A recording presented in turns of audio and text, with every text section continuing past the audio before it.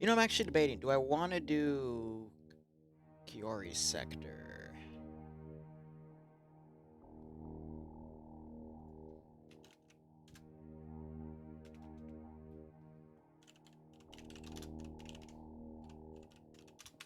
I might change it, actually. Give me 1 second.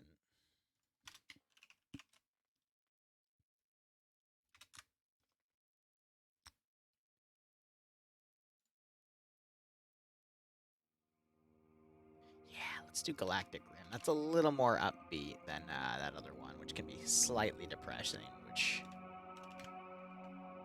Yeah, I want to breathe a little more life into it, just a little bit.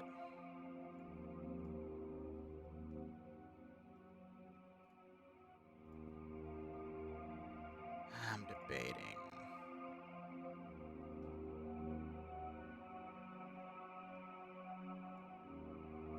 Yep, that should be good.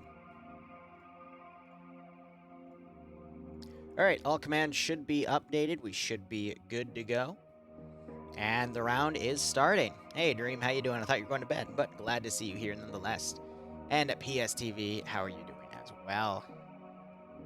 This is going to be a bit of a topical round one here, so I hope no one takes offense. I have no control over what missions are specifically played. Nonetheless, I will shoutcast whatever arrives at my doorstep. Regardless, we're going to be doing this probably until about 11:30, and then I will go ahead, hop on the DayZ stream, and mess around as a fresh spawn, let you guys troll me with some audio snippets. Then I'll probably spend the rest of my night until I pass out, editing footage and prepping some ops, because Dream sent me some cool concepts. I just got to find some time to run them. Maybe I can sneak it in somewhere next week. We'll see. You got the okay? Nice. All right, I'll do my best to save the date, but no guarantees. I can only give a high degree of yes, but not a guarantee. There's so much editing I have to do, so little time. And then my motivation for editing is kind of in the crapper because the YouTube algorithm changed. It was going to take like 3 weeks for that to bounce back. And once again, I'm in the mindset of debating, should I even bother, you know?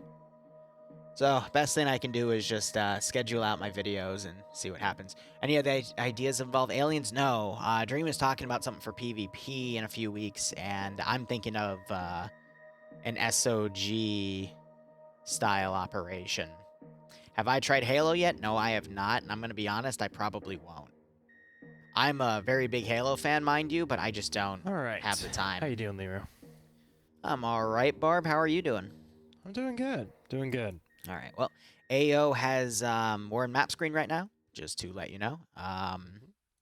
It's pretty interesting. Looks like we're gonna have blue 4 defend one faction, green 4 defend another, and my music just glitched out.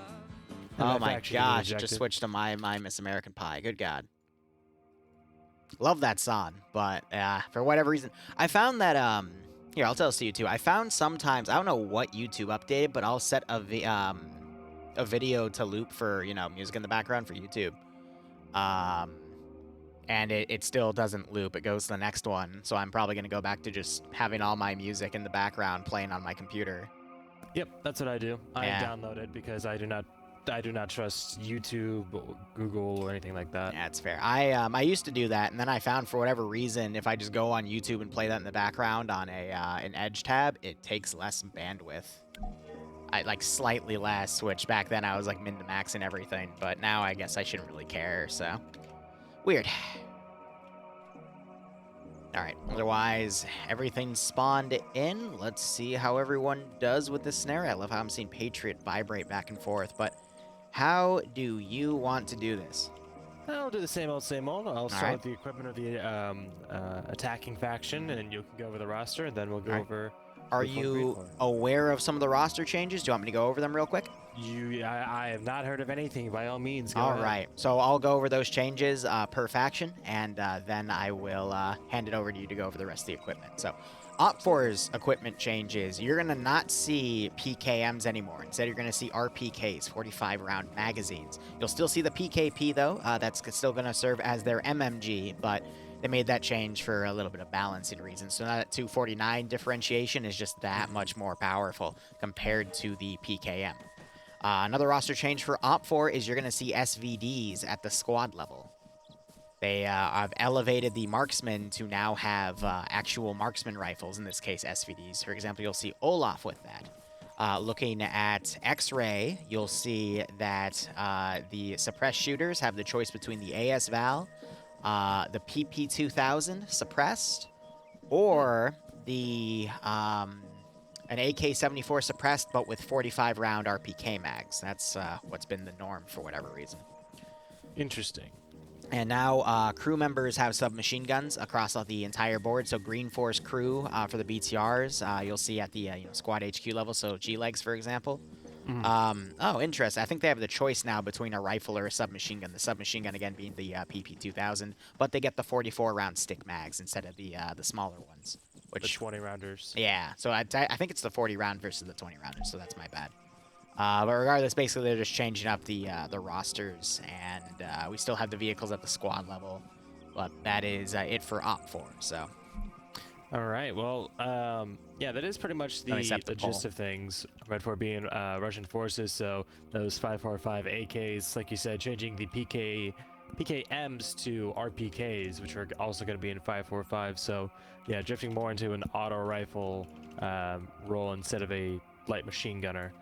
So yeah, it should balance things a little bit more. Thanks, Marcus. Away from Sorry, usually Red Don does it. I don't Force think Don's here right now. Equipment level, but the PKM or PKPs should still provide a nice bit of. Yeah, the 7.62 by 54 support should still kick a lot of ass. Yeah, it'll be equivalent to the M240s that Blue 4, Green 4 would have. Yes. Otherwise, I'm seeing some RPG 26s. We see the RPG 42 on Bucket's shoulders this time. And yeah, I see Olaf there. Interesting that they gave him the, I guess just for fairness' sake, gave him the railed version so that they can have an ACOG or a different kind of scope on there, different kind of optic. Yeah, I think they just wanted to mirror the scopes, but I mean, the PSO is literally built for the SVD, but it is how FNF balances things, so I'm not going to complain about it too much. Yeah, their choice. I think it works. Otherwise, they have 2 trucks, 2 BTR 80s, and 2 gas Tigers. Nice little kind of up-armored little car, but windows are still pretty vulnerable. All right, that's about it. Do you want to go over the roster? Looking over the roster, so we got Despo commanding. Despo made his debut during the NA branch, EU branch. He commanded round 3. And the round was super duper close. It became a 3v3. His side ended up winning because 2 Blue 4 guys were completely out of position. The last Blue 4 guy in the final AO couldn't hold, and he was taken out. So technically, he's already got a win under his belt, but it was very, very close. It's also noteworthy to mention him because he plays in both FNF and OFCRA, and definitely his command style seems to fit more of the OFCRA's way of playing, which includes spending a good chunk of time maneuvering and then pushing your units out and trying to take everything. Because that round also went down to like the 7-minute mark, if not 6. So we'll see if he makes another grandiose plan, but this is proving grounds, and he does not have a lot of room to maneuver. So that's going to be the most difficult part for him, is getting his forces to point A and point B, but it also is going to force him to just do more than likely a massive battle line and try to ride up the map somewhere, either on the far left or far right, because anywhere else is just open and not really viable. But we'll see how that goes. He's got a lot of proof. Yes, in the proving grounds especially. Tymek is going to be his 2IC. He is part of Despo's community that play in both FNF and OFCRA. Pierce commanding X-Ray. Very good commander in himself, but we'll see how he handles X-Ray here. Wise and Snow Owl being the other 2 rifles in there. Snow Owl being the medic. Stoughton Bay, who I always call him. He always changes his name to Staffenberger or Staffenberg because he likes to make fun of the fact I can't pronounce it. He is taking the T5000 338 sniper rifle. Koak being an AS Val gunner as a suppressed shooter. They have the option to take a second one, but I guess no one has filled it out, which I guess makes sense because there's not really any way to be sneaky-breaky on this map because it's all just open nonsense. Shy being Alpha Squad lead. He's got G-Legs being one of the dedicated vehicle crew members of the BTR. Green Thumb, Spiky, Olaf, and Bacon are under Alpha 1 as AA, so they're just backing up Shy and G-Legs, who are from the same community. Meanwhile, from a different community, we've got Cosmos, Tanner, Michael, and Mike together under Alpha 2. It's kind of funny to have a Michael and a Mike in the same group. Otherwise, Lolo leading Bravo 1. He's got a few members of Scandi Recon filling in, as well as Colin and Kevin. Interesting to see Gay being on this late. But Iander is taking a dedicated AT role, and he has that reloadable AT. Best AT player in FNF, I would say, if not for all I know of in Arma 3, period. Nemesis also, I believe, taking the team leader role. He's got that grenade launcher under his, excuse me, the UGL under his 74. Schnuffles.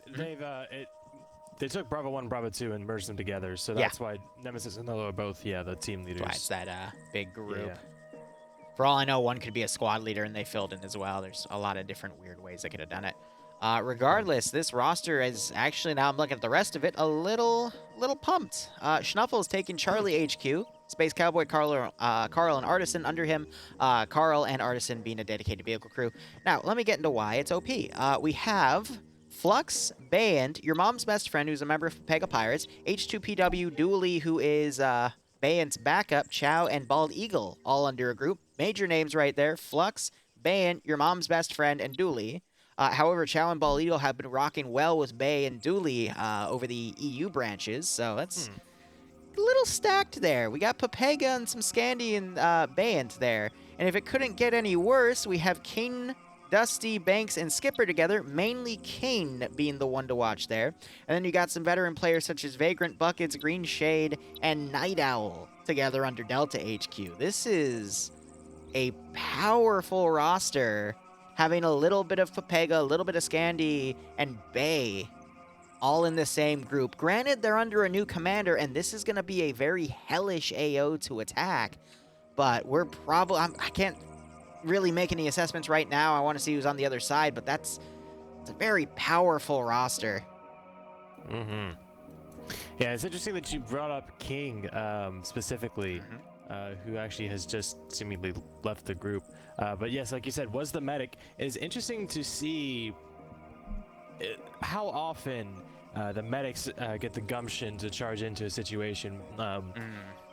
A lot of times, like more than I can remember. We're just starting off, DJ. If you guys want to come play, do the exclamation point FNF command. Being off on like kind of lone wolfing, but obviously with like in the case of King.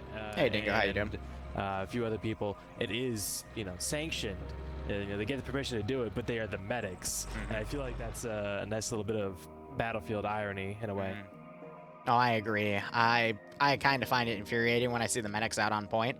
However, sometimes I see Kane or Bay or any other heavy hitter as a medic, and I already know what's going to happen. So I just push aside my anger to deal with everything. But let's go ahead and go over the defenders here. Absolutely. So the brief of this mission is that Russians are attacking U.S. and Ukrainian coalition forces. NATO forces are going to be on the northern side. That's where they start. You see them building up a nice little Fort Kick-Ass. They are going to be rocking, looks like, multicam, standard U.S. NATO stuff, 5.56 by 45 NATO, M4s, M16s, M249s, M240s, and 7.62 NATO. We've got some GLs on the field as well. I'm seeing some optics. Seeing this group over here with Maz over here to the northeast of Blue Force start. So it looks like they are spreading out their defenses and getting multiple positions instead of just holding up in one spot, which I think is good. The more positions they hold, the less chance that they're able that they will be maneuvered around. I think as far as assets, they just have some statics. That's what I saw. There are 2 sit-down Dishkas, 1 stand-up M2, and 1 BRDM. And then over in Blue Force area, we see their objective to defend, which is this howitzer. That's a 105. If only they could use that. They're both 105s, yeah. If only they could use that. That's going to be about it for Blue 4. Do you want me to go over Green 4 really quick? And then you can go over the roster of both? Yeah, sure, and I'll give some extra notes. Sure. So Green 4, again, are going to be the Ukrainian forces. They are also rocking... this is going to be messy. Some kind of multicam spinoff, as the Russian forces do. So that should help with PID for the defending forces. But they're actually going to be rocking modern Russian equipment. So we see, same as Red 4, excuse me. 5.45 AKs. We see some PKPs. We see one of those sit-down dishcams there being carried by Montgomery. You see one of the GP25s as well. And I'm sure it's a very similar structure as to Red 4s with I think the weaponry with Green 4 and Red 4 is identical. The one difference there might be is the submachine gun given to Green 4 by default is a Scorpion instead of a PP-2000. But based off of the fact this is all, 5.45 based weaponry, I'm seeing PKPs.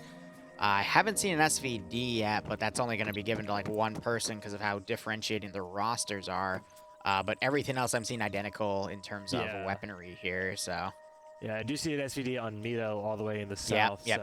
They do have that. And they're actually taking a much more hands-off approach with their objective, leaving it at the bottom of the hill and just, I suppose, intending to provide, engage. If they can just overwatch the open field around it, yeah, that would work. But I still think they should have maybe 1 or 2 guys down there for some local security just in case. Because... the one weakness of this strategy is a vehicle rush, just driving right up, throwing a satchel, and then fucking off, Yep. Exactly. So that's how these 2 objectives I might slash E. I watched a friend of mine play it. I just don't know yet. These 2 howitzers, if Red 4 are able to some other stuff I gotta take care of first. Plant explosives, or possibly just lay into it with a fuckload of bullets and destroy it. However they can destroy it, if it's destroyed, that is the objective done. If they get both, then Red 4 wins. So, going through the rest of the roster information, Blue 4, at the squad level, they now have Mark 11s, which are those 20-shot 7.62 Marksman Rifles. The submachine gun they get is the MP7 for any crew members or suppressed shooters. They also replaced the vanilla Mark 14, also known as the Mark 18, with the RHS Mark 14 EBR, so it's got like that, it's a pure black camo with that really weird-looking stock, but it fires the same thing. They just wanted to do it for aesthetic reasons, because the Mark 18... aka the vanilla Mark 14 looked a little out of place. Otherwise, I'm going to break down the roster and I'll give you some thoughts about a few things. So Lurch is trying to understand how the command structure here is. I think so Blue 4 Platoon HQ is going to coordinate for both groups because that is Ghoster. Nick Ghoster, he is someone that used to shoutcast as well as he makes missions from time to time. Very old guard for Friday night fights, so I'll be curious to see how he handles his defensive garrison here. Drake leading Alpha. We got the 29th ID under him, under Alpha 1 and Alpha 2, or that could be the 19th MEU. I forget. We also got Patriot Twins and Loki in there, and then 17th RB taking Bravo 2 with the 3 aforementioned named under Bravo 1. So basically 2 squads and then a commander. Notable names, we have Wheaton, the server dev, Anderson, head honcho for NA. Wiki, Cool Breeze, Warwick, and Bridges all pretty good as well. Patriot, I'd say, is pretty good, especially with the Maws in their hands. I do agree. So his position's actually really, really good. Being on that rooftop, that means he'll be able to poke his head up and take out any vehicles that are charging in. And I think any vehicle around that position will be able to be taken out. Otherwise, since we have a minute left, going on to Green 4, we have Lurch commanding Charlie. That's what they did. So Alpha Bravo are on Blue 4, Charlie Delta, and Gamma for the vehicle crew under Green 4. So interesting structure there. But otherwise, Lurch commanding Charlie HQ. He's got Mito, Sam Hanwich, and Jack under him. Delta HQ by Montgomery. These are the 20. So Blue 4 is 29th ID. Delta is 2nd MRB, I think. I don't know why I said 19th. I think it's because someone else mentioned them in the EU branch. That's my bad. But they've got Scholl and Drake. Norris, who I like to watch. He did work last round with his MG, but he's got a rifle again, so we'll see how he adapts. Eagle from the 29th, Dog 4 and Kernshaw. So it's probably a mix of both groups there. We got some 82nd Cab players as well. Reyes, Squeak, and then Blom and Chult taking the BRDM. Chult's pretty good with that. I don't know about Blom. And Naders, who actually did really, really well in the EU branch. I'll be curious to see what he does here. Now, round has started. Right off the bat, there's a really big weakness here for the defending faction, and that is Iander with AT. If Op4 is able to get to the bottom left corner of the map on those hills, Iander will be able to snipe both of those objectives from this elevated terrain. The northern one will be a bit tougher, but Iander is really, really good at making static long-range shots with that RPG. So the map border is going to be really in Blue 4's favor here because it's going to deny Op4 the ability to ride out on the outskirts and get on these really hills from very far off. But the other critical weakness here is how mainly Green 4 has deployed their lines, and you could also see it with Blue 4. Nothing can really stop a Gaz charging up. Like 3 Gazes charging up, each guy with an explosive specialist with satchels. They get up, they throw the satchel, and they leave, and Blue 4 will be able to do jack shit about it other than trying to snipe the Vix. What they could have done, Do, and I don't think they did this, was have NGA, thanks, their second explosive MRB, my specialists bad. lay Appreciate it. almost like a minefield in front of it, like near the rampart or so, with their own satchel charges or explosive charges, and then try and just predict where, if that might happen, where they're going to come from, and strike that way. I feel like right off the bat, though, Op4 has a few advantages here, other than the fact that they have to push through these open areas, but they're going to be supported by 2 BTRs. As long as they keep them in the back line, they should be fine. But the defensive faction is already divided amongst 2 AOs. So if Op4 just attacks from one angle, takes it nice and slow, because this is a 50-minute round on a very small map, I feel like they could just overpower the defensive lines and methodically take things out. We do see most of that going on here, but we've got one squad deploying on the far north. That's Delta, and then potentially something else coming up to reinforce them. But I'm surprised we're not seeing the BRDM for Green 4 pushing up to do any early on counterattacking. I feel like that's a bit of a wasted opportunity, but this map is... Recon, yeah, this map is gonna heavily favor the... heavily favor the marksman and the sniper teams. Definitely. Because this is a lot of long-range open area, so I feel like this is going to really rely on those long-range shooters to getting a few kills early on, and that could sway all of the difference. I feel like what really needs to happen for the defenders is once they detect where the main force is coming from, they need to take the BRDM or a squad of Green 4 and come and flank that offensive. If they're able to execute that properly, I think Op4's screwed. Speaking of which, Vagrant is down on the south side with Delta 2 for Red 4, getting some eyes on the defensive line from there. You can see him. Yeah, he sees the Green 4 Matt Gunner, so he's going to be able to mark that and call that in. What were the final numbers, guys? It was actually very nice how he approached this. He actually crawled up to the crest of the hill instead of running up. So he was very, very careful not to minimize his skylining. So I don't think he's going to get spotted anytime soon. The BRDM for Green 4 that was here has pulled back even further. Yeah, I think they're just trying to play really defensive and hide themselves, not be and let Red 4, try and fall into some kind of trap or bad position for themselves. I get why they kept the BRDM in reserve, because you can use it to flank later, but because of the mobility of the BRDM, I feel like they could have gotten away with just using it for some early scouting, because it's a matter of, hey, we see the enemy force, let's turn around, drive away, but we can still empty a box of 14.5mm and hope we get an early kill or two, because I think that would help them out, because we're doing smaller scale stuff. There's about 80 people on the server right now, so every body matters, especially with such limited assets and over-reliance on infantry, and I just heard a gunshot.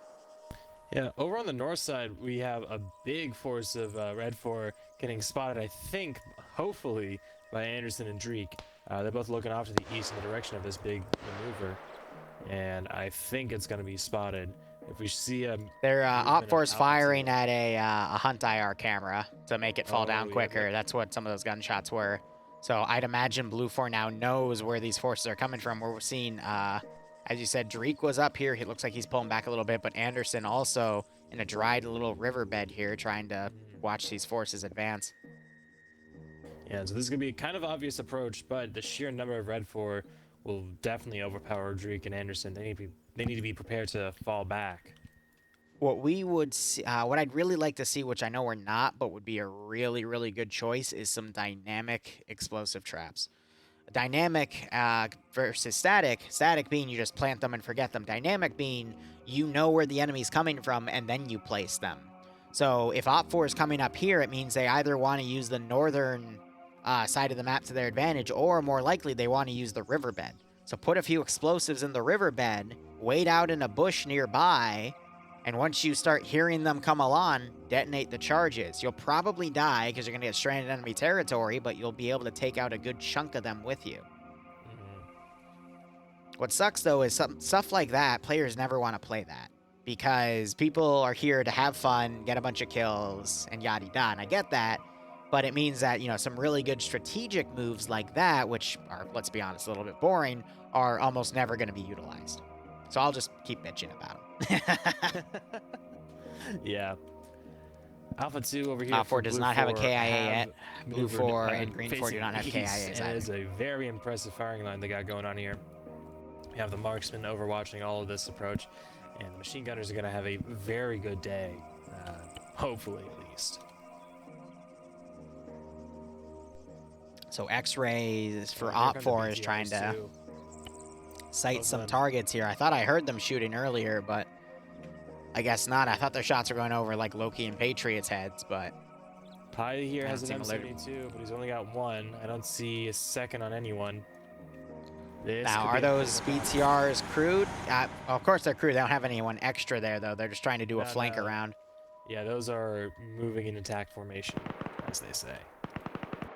This is an interesting idea. What we're basically seeing right now is Op 4 is trying to look for some weaknesses.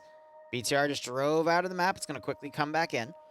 They're trying to probe Blue 4 and Green 4 here to pull units to different sides. We got Delta all the way in the south, for example, trying to draw units or at least scout things out. We got these BTRs pushing ahead, which normally I would disagree with, but they're just trying to bait Blue 4 to engage them. But we're already seeing a reaction. The BRDM that was on the southern side is now moving along the map on the western side to the north to potentially hunt down those BTRs. So by pulling units over here, they might open a window for Delta all the way in the south to press up. And as I speak, we now have the first firefight going on. Yeah, Warwick, Anderson, and Drake using the 40 mil on their M4s to try and maximize their firepower. Kind of, but kind of not, Yasuhiro. Really kind of panicking, popping smoke, getting down, moving into cover. As altitude. Pro of CRA, both of the sides were really separated, but not here. Now you got another BTR doing a charge up. It's really just trying to spook Blue 4 at this point. However, it's getting dangerously close. I'd be willing to bet AT's gonna hit it. Pi has his AT out. He's trying to line up a shot. Went over. Yep. Gotta be careful once you get past the 50-meter range. The rocket will do a little bit of a hop up there. I even make that mistake all the damn time, so. Bay and King and Flux being really aggressive here, taking fire from a machine gun by Corporal Zen. Just trying to, oh no, they did wipe those Blue 4 guys that were all the way in the front. Now Shuffle's turning around for another pass. You know, I think that BTR was intentionally trying to draw out AT to do, There was one of those dynamic yeah. At some point, either on a timer or on a clacker. Unfortunately, they weren't successful. They're very close, but just not. Yeah. But that's what I like to see. I like to see people thinking about that instead of just not utilizing the equipment. But I think the BTRs are doing the ground equivalent of Wild Weasel runs, trying to bait out enemy AT to fire at them. Pretty much, and they obviously they don't know this, but they have made them waste pretty much the only AT that's over here. The one thing they got to fear, though, is that BRDM coming in from the west. Patriot does have eyes on them. That would be, from his position, 500-meter shot right now. They're also running up and deploying smoke. So really very, very good call here by the BTR, using them in non-orthodox ways, but it's certainly helping the players out here. It's a good call by Despo. Is Patriot going to get a shot off? No, I think that BTR is just camouflaged, huh? Yeah, it's just behind a hill here. Now it's going to push up a little more, but that thing's going to skyline like a motherfucker. Oh, here we go with that BRDM from Green 4 coming up over the ridge. Yeah. And now it's going to get eyes on this valley. Blum tracking the first one. These are some good hits, especially on the engine. Looks like it, yeah, on the engine plates. It's probably orange. And now the return fire from the rear from Charlie 2. Just a machine gunner fire, that's enough to make them pull back. You're going to start yelling, seeing them yell for people to turn their AT over that way. I'm watching Neander mainly. How far away is he now? Let's find out. He's in the back line on the left by the MSR. Oop, that's one going up. It's a Moz round. Not sure where that was going. That was from Patriot, must have been. There were 3 Op4 guys on point. One of them stuck bandaging. Flux moving back. Third one is dead. I think that was Op4's first casualty. That was Dusty's.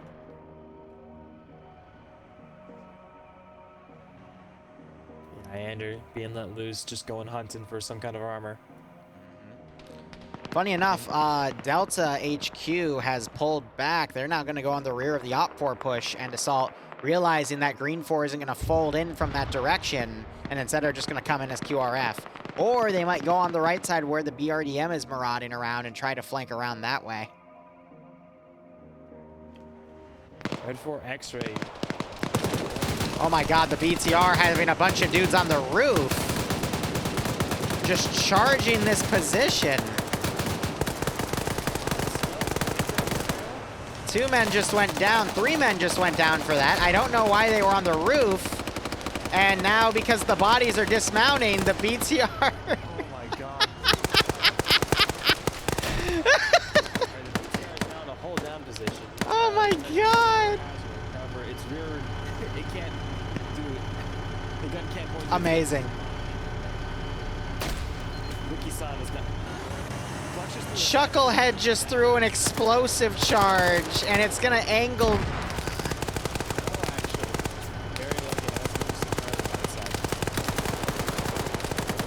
I don't know what's going on anymore. There's another one from Flux, and yeah, those are just charges. Flux.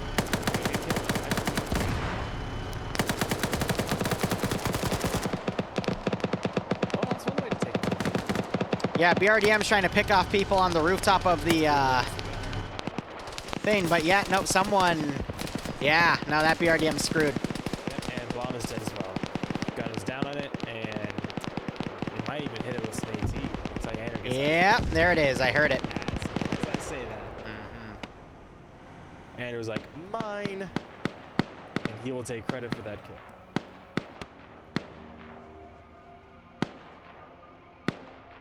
Well, that was certainly something. I really don't know what else to say about that one. Yeah.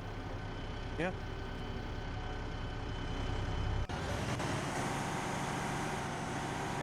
I'm going to turn Barb up a bit because I'm noticing he is also quiet. So we're going to see this big Red 4 flank coming down from the north. Here we go. Sorry about that. So you got Cool Breeze with the M3 in that little bunker. He's firing up on that hill. That's a pretty good position to put it on to deny Op for the ability to use that Overwatch. But now you're hearing the KPVT firing at this final defensive area. Green 4 have folded a few things in. I have seen some, oh my gosh. There are 2 Green 4 deaths on the southern side. I think the snipers have actually been picking people off. Yeah, they must have been. That's the only thing down there that was hitting them. That would be an almost 900-meter shot with an elevation difference. So Wiki's still covering the riverbed with a 240 Bravo. You're hearing the Moz firing overhead, trying to snipe G-Legs' BTR. Ooh, here comes Bay coming up. Can get Adrian. Ooh, good trade. Gets knocked. Blue 4 wants, though. They're trying to hit Martin here. Grenade going in. I think it just got caught in the camo net there. Best friend trying to throw a grenade in Martin's bunker. It's a little short. Ooh, now Flux and Chow getting shot from their Dog 4.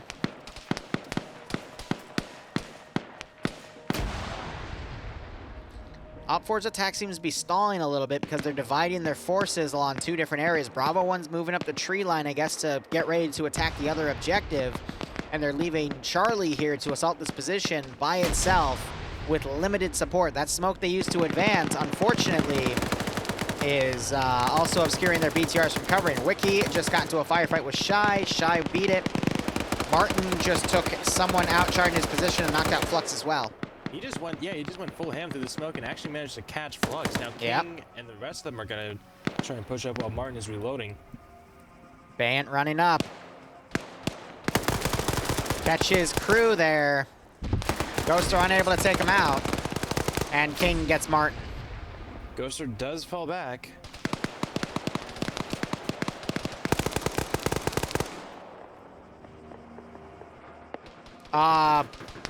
Did Recon just push that? Who is this? Yeah, X-Ray just pushed up to the cache. Excuse me, the objective? The southern objective. Are they doing exactly what we thought they'd do? Yeah. That's Wise. Does Wise have any charges? He has the GLs. But he's going to want to be a little bit further away to make it harm. I want to see back up what's happening in the north. Ghoster's the last line of defense. Chow is right next to Bay that went down as well. Yep. Chow took out a guy that took Bay out in a counter push. I'm trying to see. I mean, Chow is an explosive specialist, so he could throw something. I'd imagine he has the explosives to do it. Oh, for sure. Now you got Delta HQ on the rear line as well. Steffels running through the lines. Patriot point blank with the Moz. Ooh. There it is. Loki right there. He needs to get his gun out. And a second one coming in. Oh my gosh, and that Moz knocked him out. Artisan, I think, took a headshot at the same time he got shot. The Vic blew up.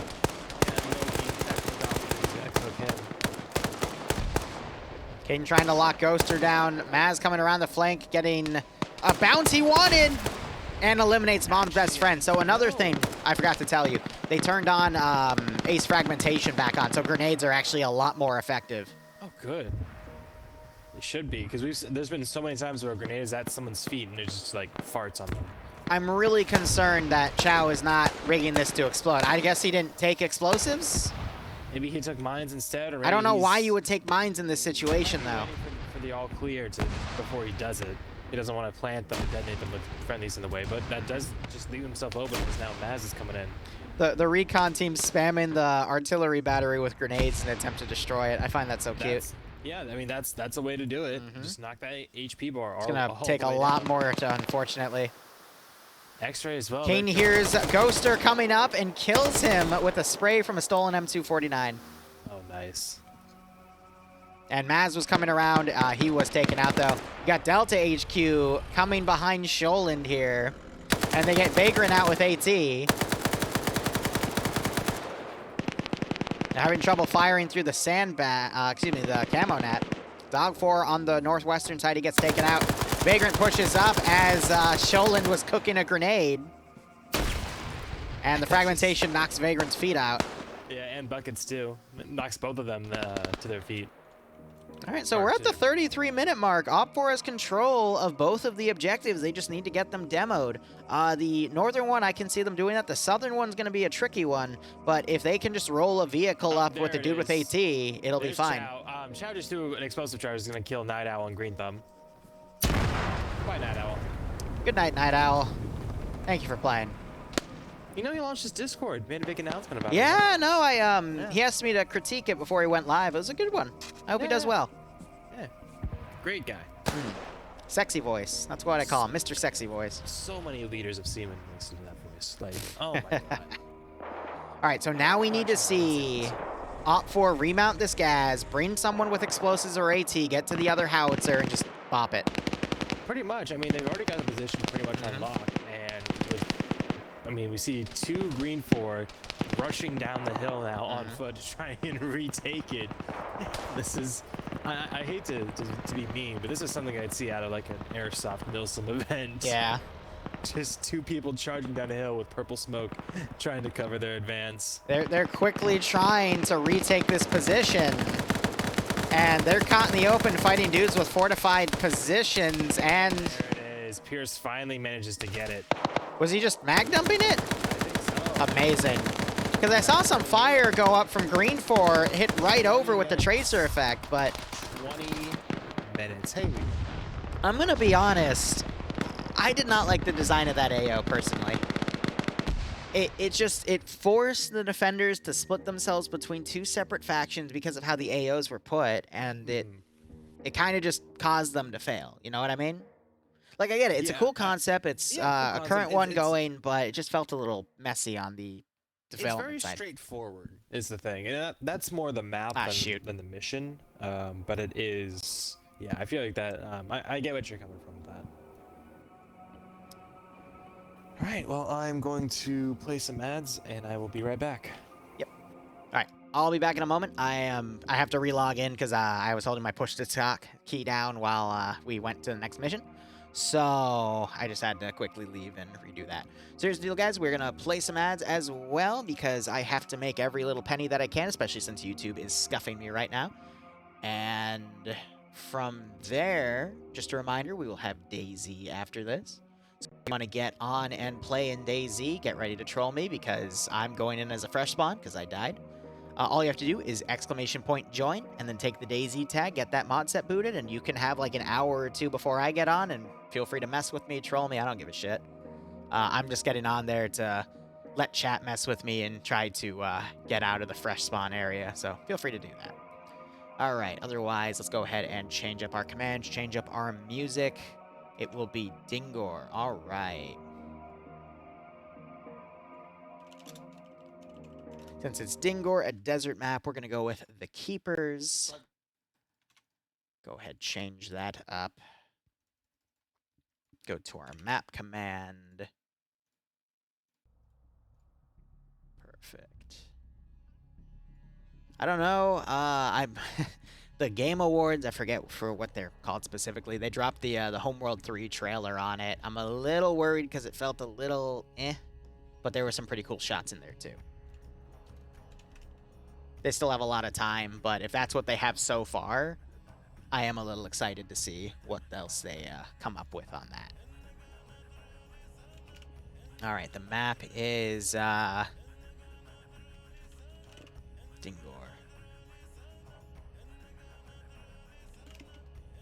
Though it does worry me because the jet does seem a little unhinged in that trailer, which is a pretty interesting plot point. To which I am now saying the Unbound is becoming unhinged. But anyway, that's just personal lore bullshit with a game I like. But otherwise, let's look at the roster here. Specifically, the information up top. This is going to be an ad sector, green 4 on blue 4. All right. Attacking blue 4 sectors. Green 4 has a 15% numbers advantage. What else do they got? 2 BTR-80s, 4 M2 off-roads. Wow.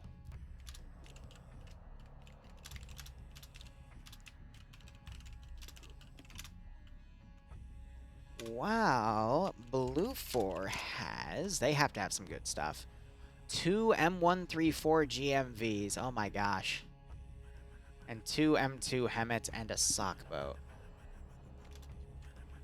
3, 4... Humvees.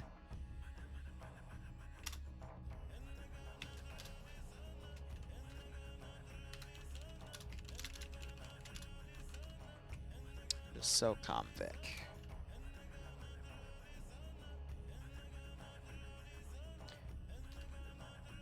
Alright, got that saved. I also love reading my YouTube comments when I play Homeworld music in the background. Everyone thinks, like, they question why I'm playing quote-unquote Arabic music, and I'm like, goober.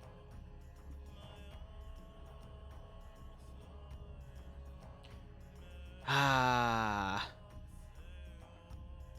A-okay. Regardless, now we're just waiting for the next round to go by. Barb muted his stream, so can't interact with his chat. Shame.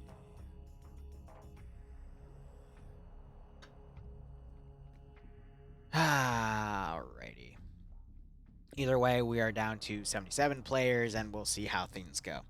So I guess I'll talk about things that are coming up. First off, pay for paying. I'm trying to shoot for Saturday of next weekend. I want to get the documentation out by Saturday at the latest.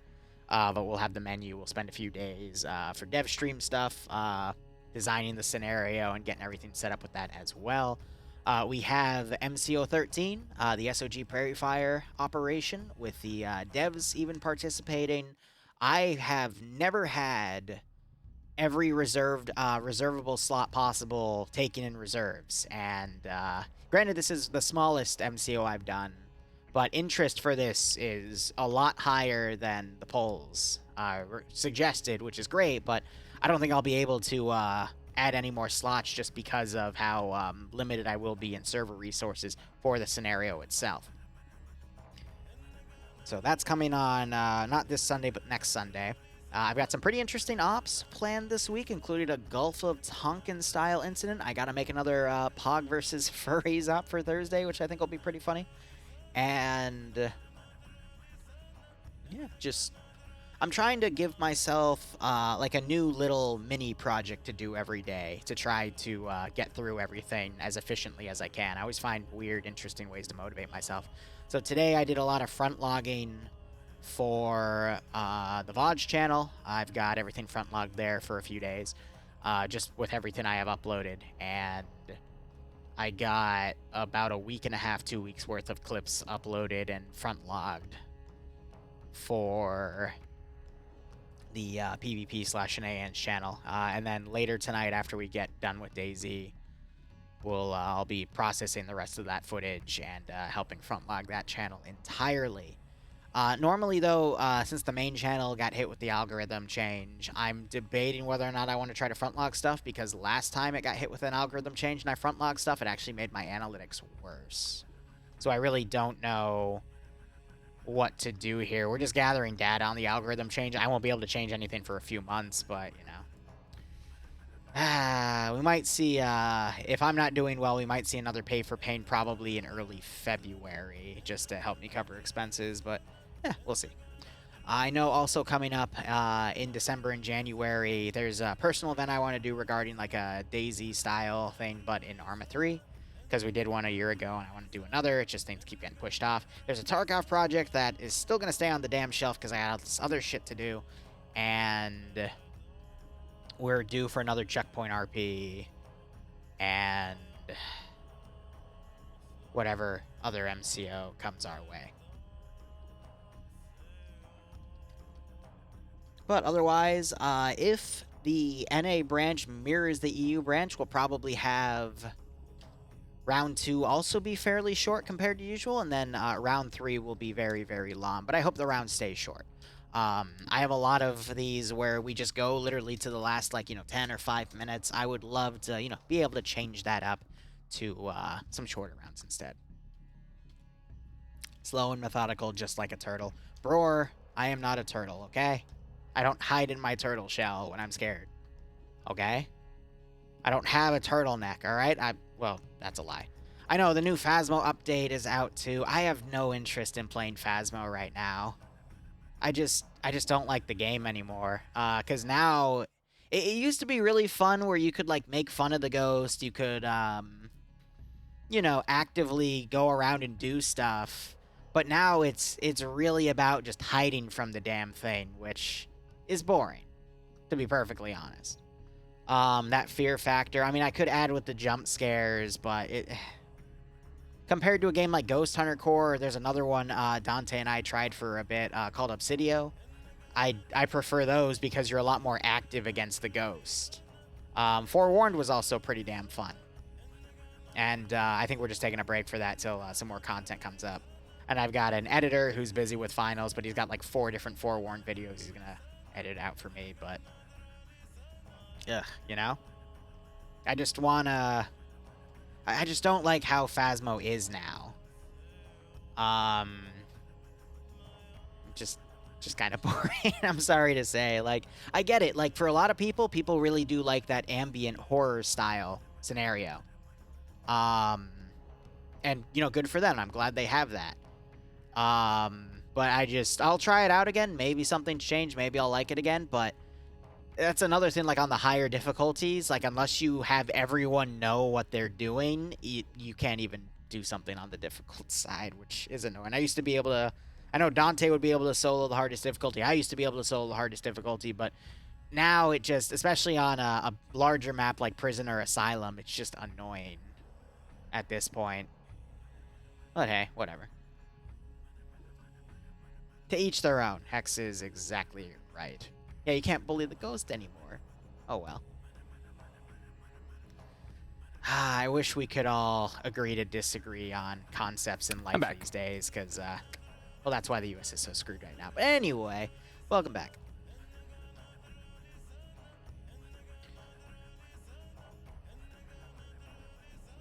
This seems familiar. How so? Just I remember there being something. It was a. Yeah, it would have been a while ago. I don't know. I'm trying to. This is trying to recall a memory, but I want to say. Maybe it's just a similar concept. My only memory of this area of recent was an op I did for a Warhammer 40K community in this area. I want to say like 2 years ago, but in terms of FNF, I don't recall an AO here. I know towards the west there were 1 or 2 AOs that were done recently, but this specific area, I don't think so. I know Lingor on the just south of where Green Force spawn is, there was another objective set there, but not this specific area.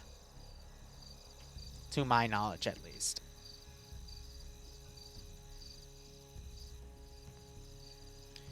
Otherwise... Interesting. It was a while ago.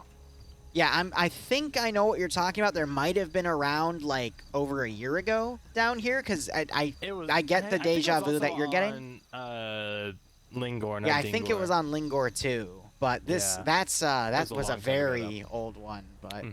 I mean, after a year, I think you can recycle AOs at that point. You know what I mean? Regardless, pick something, go with it. I'll back you up. Sure. You always got my back. I try to. On attacking side are going to be Green forces, which look to be some kind of Iranian or something similar to that. Fighting force, we see some very wooden AKs, so AKMs. That's a 7.62x39. Seeing those changes, as you mentioned before, the machine gun auto rifle changes. So I think the auto rifles might still be using RPKs. Not sure. Haven't seen one yet, but yeah, they got RPKs. T4 Drake, for example. Oh, yep. Yeah, I see them. Just as you mentioned that. But yeah, so lots of more Russian weaponry. We see 2 AAF helicopters actually. They're static assets. Actually, there's 3, 5 of them here. 6. Oh, you're right. Yep, 6. So fucking lot of them. So they're static assets. So I guess mark those off. But they have a, I'm gonna say fuckload of off-roads. Yep, transport. Yep, 4 of them having 50 cals, and then 2 BTR. I want to say 60s. 80s. It might be. Yeah, 80s. All right. I believe you. It's edited in the roster thing. I mean, obviously I didn't read it, so I can't say you're wrong. It's all right. But yeah, some nice heavy-hitting Russian equipment and some heavy-hitting. Oh God, I was backing up into the helicopter a little bit, but that should be it as far as assets. If you want to go over the roster. So a few quick changes, because again, this is the week of those changes. There are now Marksman Rifles in the form of Mark 11s or SVDs at the squad level. For these guys, I believe it's going to be SVDs. I'm trying to find someone that has it. I'm just going to go through Alpha 2 real quick. I can't seem to find anyone with a Marksman Rifle. Sergeant Pye does. All right, is it an SVD? Yep. Yep, so... that's just to help complement the squads, and then the weapon squads also now have a choice at a submachine gun. For Green 4 here, it would be the PP2000, but they also have a rifle and AS Vals, should they choose them. I already saw one guy choose an AS Val, though. Otherwise, the camo is specifically, I believe, the Iranian Desert camo, which I know mission makers in Friday Night Fights also use it as a winter camo, which I actually have done in the past for some of my ops, so I do agree with that. But otherwise, let's go ahead and break down the players here. So Maz is commanding. He is one of the really good commanders here, also one of the mission devs. You'll play a Maz mission at least once a week, but we'll see what he has in store for this one. Vagrant being the X-ray leader, with Buckets being his sniper, and then Naders and Grav being his suppressed shooters. Naders taking an AS Val, and Grav taking a 45 RPK magazined M. Is that? That's an AK. I think that's 74. Yeah, it's a 74, which I find kind of weird because everyone else has AKMs, but I get it. I think they just recycled the roster stuff from Op 4 because all the other guys have AKMs, which fire 7.62x39, and Grav has something that fires 5.45 by, I forget the second number in that. What is it, 5.45 by what? 39, same 39 as as well. Gotcha. It's just, the whole idea of it being more slimmer, so it goes faster and penetrates armor better. Otherwise, Alpha HQ being led by Dreek. He's got members of the 2nd MRB under him, as well as the 17th RB. Wheaton also the machine gunner here. He's actually, no, auto rifleman because he has an RPK. And it's the only noteworthy thing I can think of. I'm so sorry. Bridges leading Alpha 2. He's got Wiki, Cool Breeze, Warwick, and Anderson. Anderson being the head honcho of NA, the guy that organizes the event. Nemesis leading Bravo HQ. He's got Nafs and Ghoster under him. I would assume they're going to be some sort of vehicle crew, because when you see 2 solid blocks under the squad leader, it usually means they're taking a Vic, so they'll probably take a BTR 80.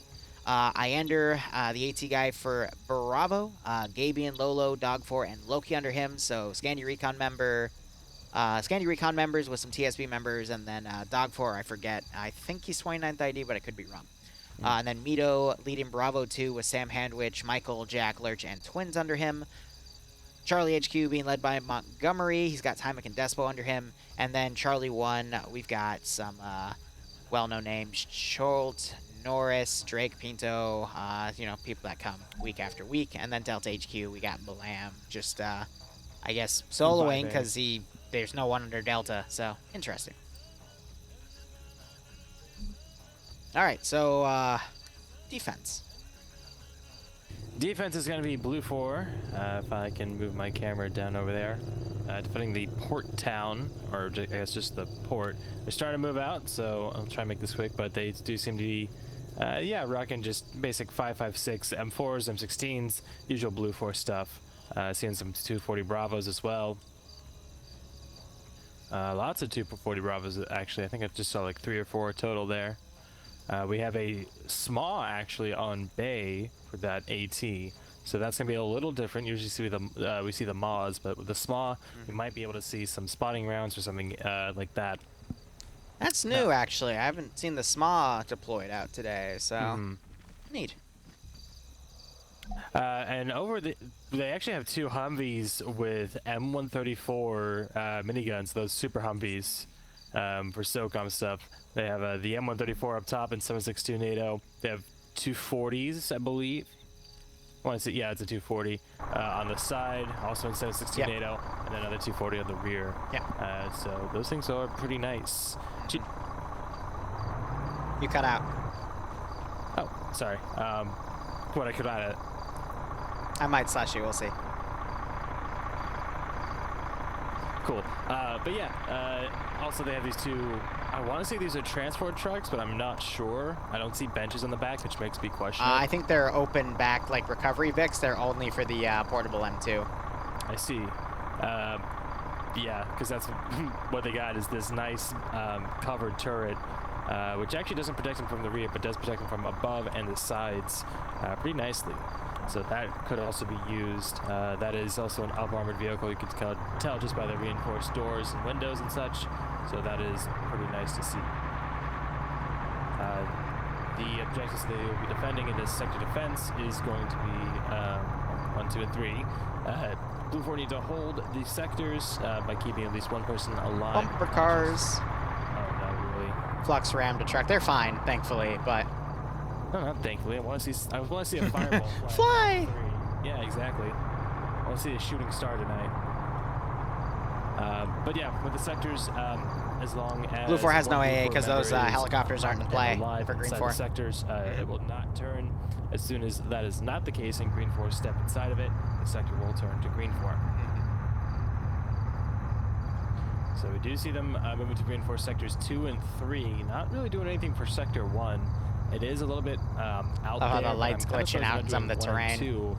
Or they're doing 2 and 3 as opposed to 1 and 2. They are going to be able, in theory at least, to cover each other from across the bay. But that's a good 300-400 meters. Not everyone is going to be able to reach that far consistently and effectively.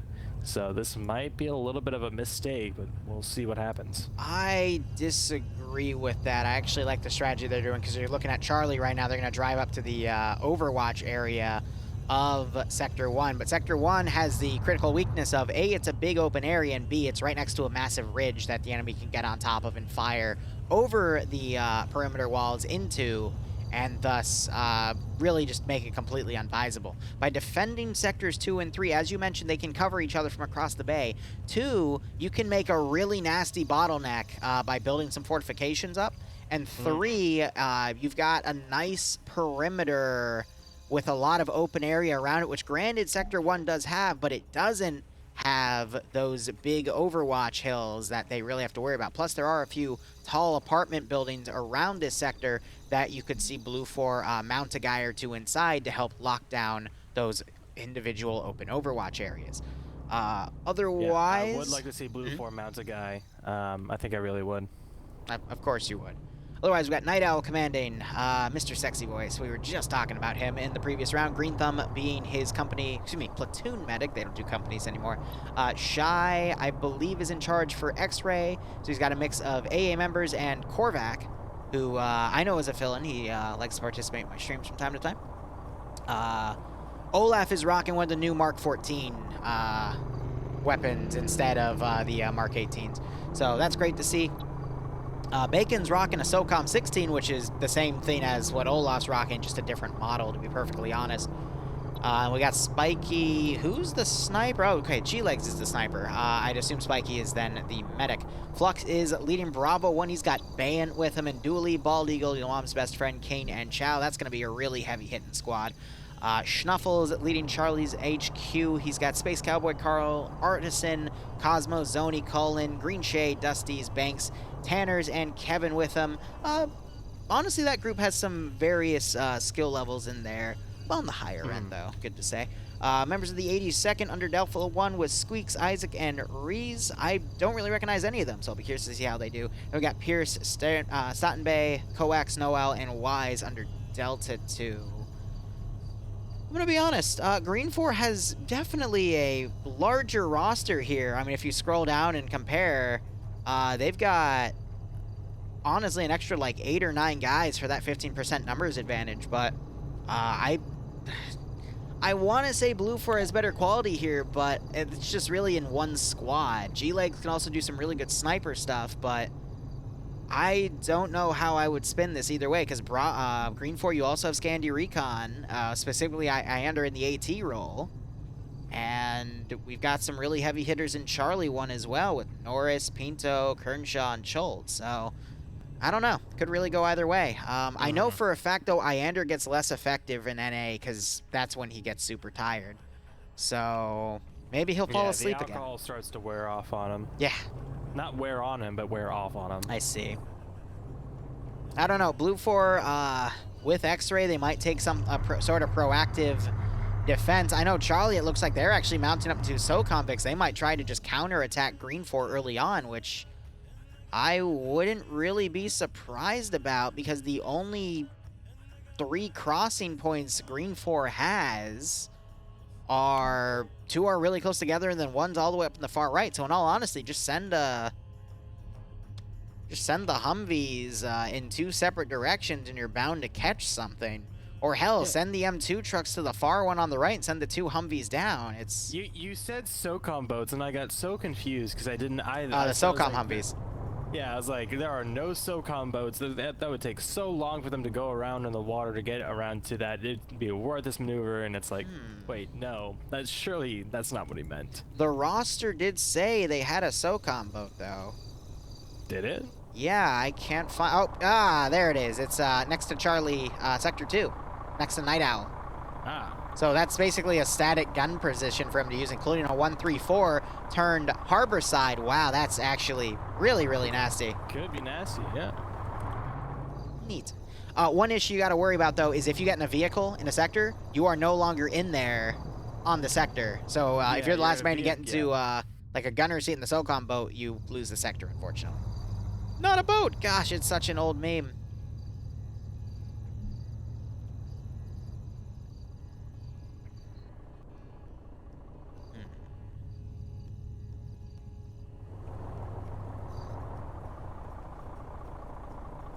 So Green 4 already seen them prepping a lot of their forces to pull around the far side, which I agree with. What does concern me, okay, no, there's some big hills in the way. I thought Blue 4 would be able to see in the distance those headlights already moving, but I don't think Blue 4 have any angles to see that. Maybe if they got on the rooftop of the hotel building, but oh man, it's even starting to rain. Yeah, looks like Green 4 going to be doing a big play to go some far deployments east and here. around. It's going to take a long time, but might work in their favor. Depends on how restless Blue 4 gets, I suppose, and if Nemesis can avoid crashing his car like that. Ooh, Lurch actually gets there. Gets a nice face full of post. An X-Ray is probably going to follow that MSR to go on that far flank. I'm really surprised they're not going to bring any vehicle support, though. And now you got the support. Yeah, but specifically AT, you know? Now we're just going to see how things go. We do have Charlie HQ moving a bit northwest, and the other SOCOM Humvee moving a bit more northeast. Shots already. I think Green Thumb was just testing the gun.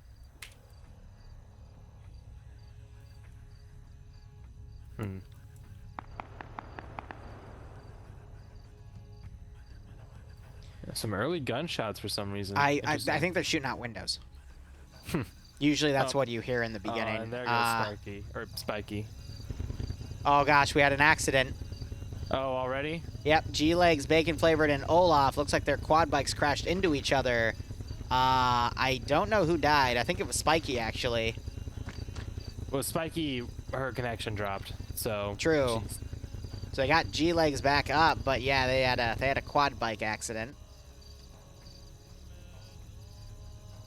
So Blue 4, I thought they were going to be a little more proactive by pushing the Humvees out. They were not. Instead, they're camping them up on a hill. And they're just going to allow Green 4 to fully deploy. What? The quad bike started moving again.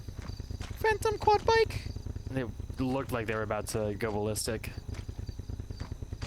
I'll watch it for a little bit. We're waiting for Green 4 to position anyway. That one that's on his side could be a bit of a problem.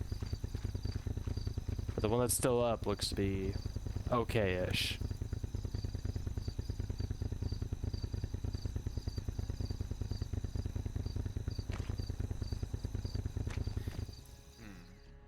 We do have the first bit of Green 4 getting close now. Just gotta hope they don't have any accidents. I do like how they have the M2 watching the MSR just in case anything tries to counterattack. But I think Blue 4 have misplayed already by not committing those Humvees to counter or for any sort of counter-offensive early on, because those miniguns would have torn through these off-roads. Absolutely. PSTV making a joke about they should restart the server because of the quad bike accident. Oh my gosh. Do you know about that meme? Yeah. Yes. Yeah. Partially because you won't shut the fuck up about it. It's one of my favorite. Yep. One of my favorites. Interestingly enough, Blue 4 has decided to do a little bit of Overwatch on a really far hill on the bottom right of the map, and Green 4 is actually coming around that angle. So we might see as Bay and Xiao. Oh my gosh, Dooley is down there too. Yeah, but they got the small. If they see these headlights in the distance, God. Which with the binocs, he actually might. There are no headlights, though. They have them all turned off. Oh, they do have them turned off? Oh, they're being Chow spotted them sneaky. anyway. All right, let's see if we can get any long-range shots here. And Chow does have that is a rangefinder he's holding, so he does have accurate range to those targets. But he just needs to whip out that small and get to firing.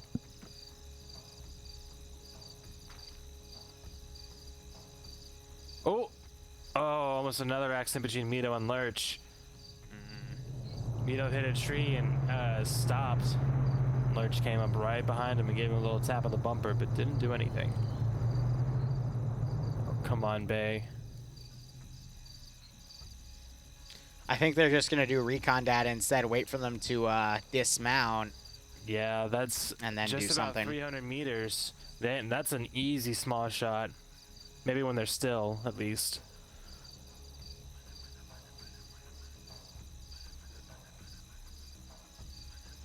Now that they're going to come from this direction, we'll see how good that intel gets spread around. And speaking of spread, I think Blue 4 might be spreading their defenses a little bit too thin, but they're in good enough clusters to where I think they should be able to collapse in on themselves wherever an attack comes from.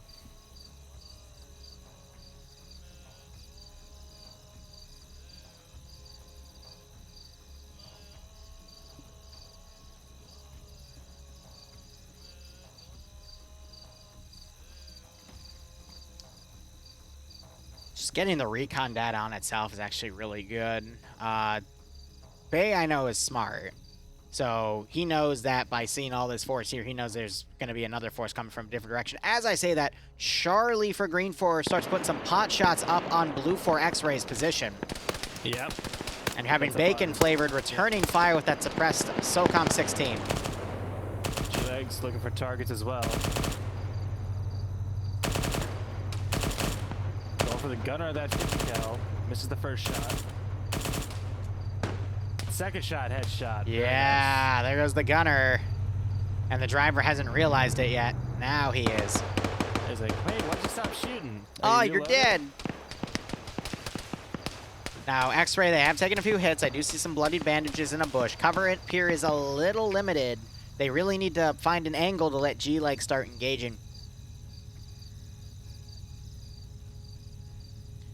We also have one of the SOCOM Bics coming down. Having that flank would actually be really, really good just to really lock down Green 4 here. With the 134, it's more of a weapon of terror, to be perfectly honest. It's a freaking minigun that fires 7.62. It's nasty. But we need to see that being fielded in. Because I get Blue 4 wants to keep it in reserve, but at the same time, slowing down Green 4's initial pushes would be the best, especially since they can't see any BTRs around. From that hill, they'll be able to see where those BTRs come in from, but those BTRs now coming in on the far flank. Ooh, Bayant might have an opportunity back here.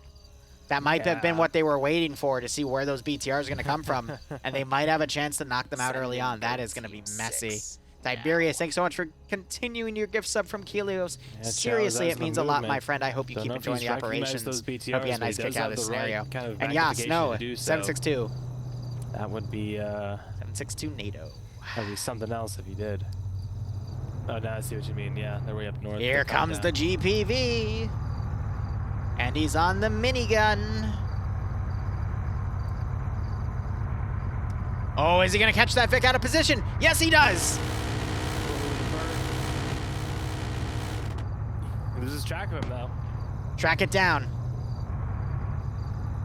Oh, and it actually gets away. Just the right timing behind the bushes. They're heading in the right direction. Last known location, but... They're going to hear that gunfire, though. Yeah. Who is this? Norris and Herb charging that position on an off-road. But the GPV is going to follow him up. Yep. Oh, and they're actually going for a big old hill climb, but... They're stuck! And getting it stuck, and now those GLs... Oh, it's a perfect hole for grenades to fly down. And here comes Zoni. Yeah, he has to see those explosions of the grenades. Minigun trying to adjust itself. Come on. Yeah, driver's eliminate him. Oh, a GL going right on top of Norris. Vic blows up, wounds Herb. And now just stop. Now just stop. Shoot them. Why are you pushing right up to their position? Just engage. Nice. Oh my god. Well, there goes Norris.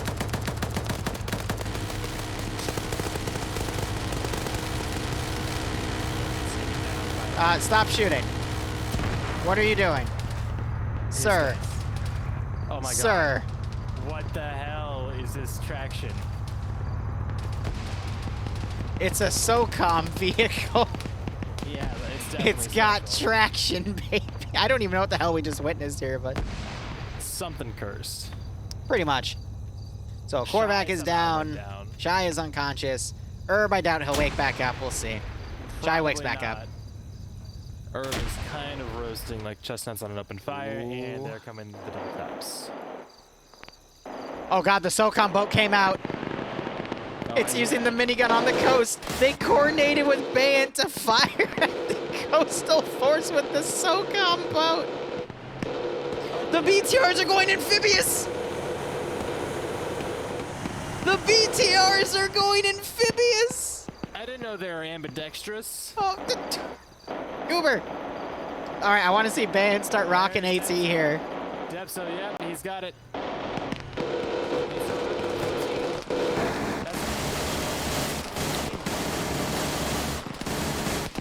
What is this?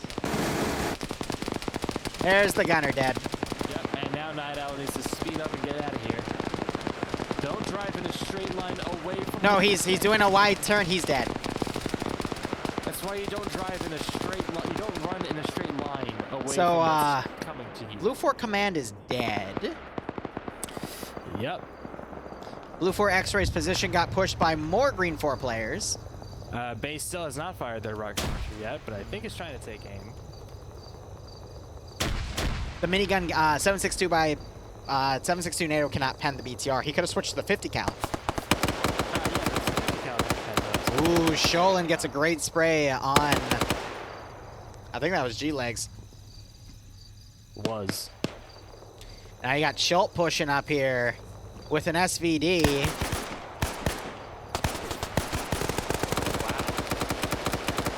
I'm surprised that that turned out as well as it did. Yeah, okay. Interesting. Well, that's a marksman down for Green 4. That's actually a pretty big deal. They did not have, that marksman did not have to die there. Here comes the SOCOM Vic. Oh, God. Yep, Zoni, gonna run over Felonius. Felonius is like, hey, you're here to rescue me. And they're like, what? No. Oh, and here's Sholin. Gunner knocked out. Yeah, that's the gunner. That grenade is... Ooh, ooh. I don't know what they ran over. They ran over a spotting scope. Yes, they did. That had gotten worse. Oh, and Sholin found Feberus. Feberus? You mean Polonius? He's dead. There it is. It doesn't matter. He is now dead. Bay took out a BTR, and now their position is getting suppressed. Fucking final. No, Bay took out a transport. Why? Okay. No, it was one of the armed ones. Smile. That's fair. That's fair. You know, might have been better if it was one of the armored ones, but that's just me. And yeah, they just popped smoke in their position like you're gonna scramble. But I don't know if their Vics are near or not, and they are pretty much pressed up against the wall of the AO, so they need to head straight north from here and try and find some way to get out of here. You know, despite everything that's gone on, Blue 4 has been taking more casualties here. I'm a little worried that Green 4 might be able to regroup and push across the airfield and dish out some hate. More minigun fire coming from Artisan across the chasm. Montgomery getting suppressed to high hell.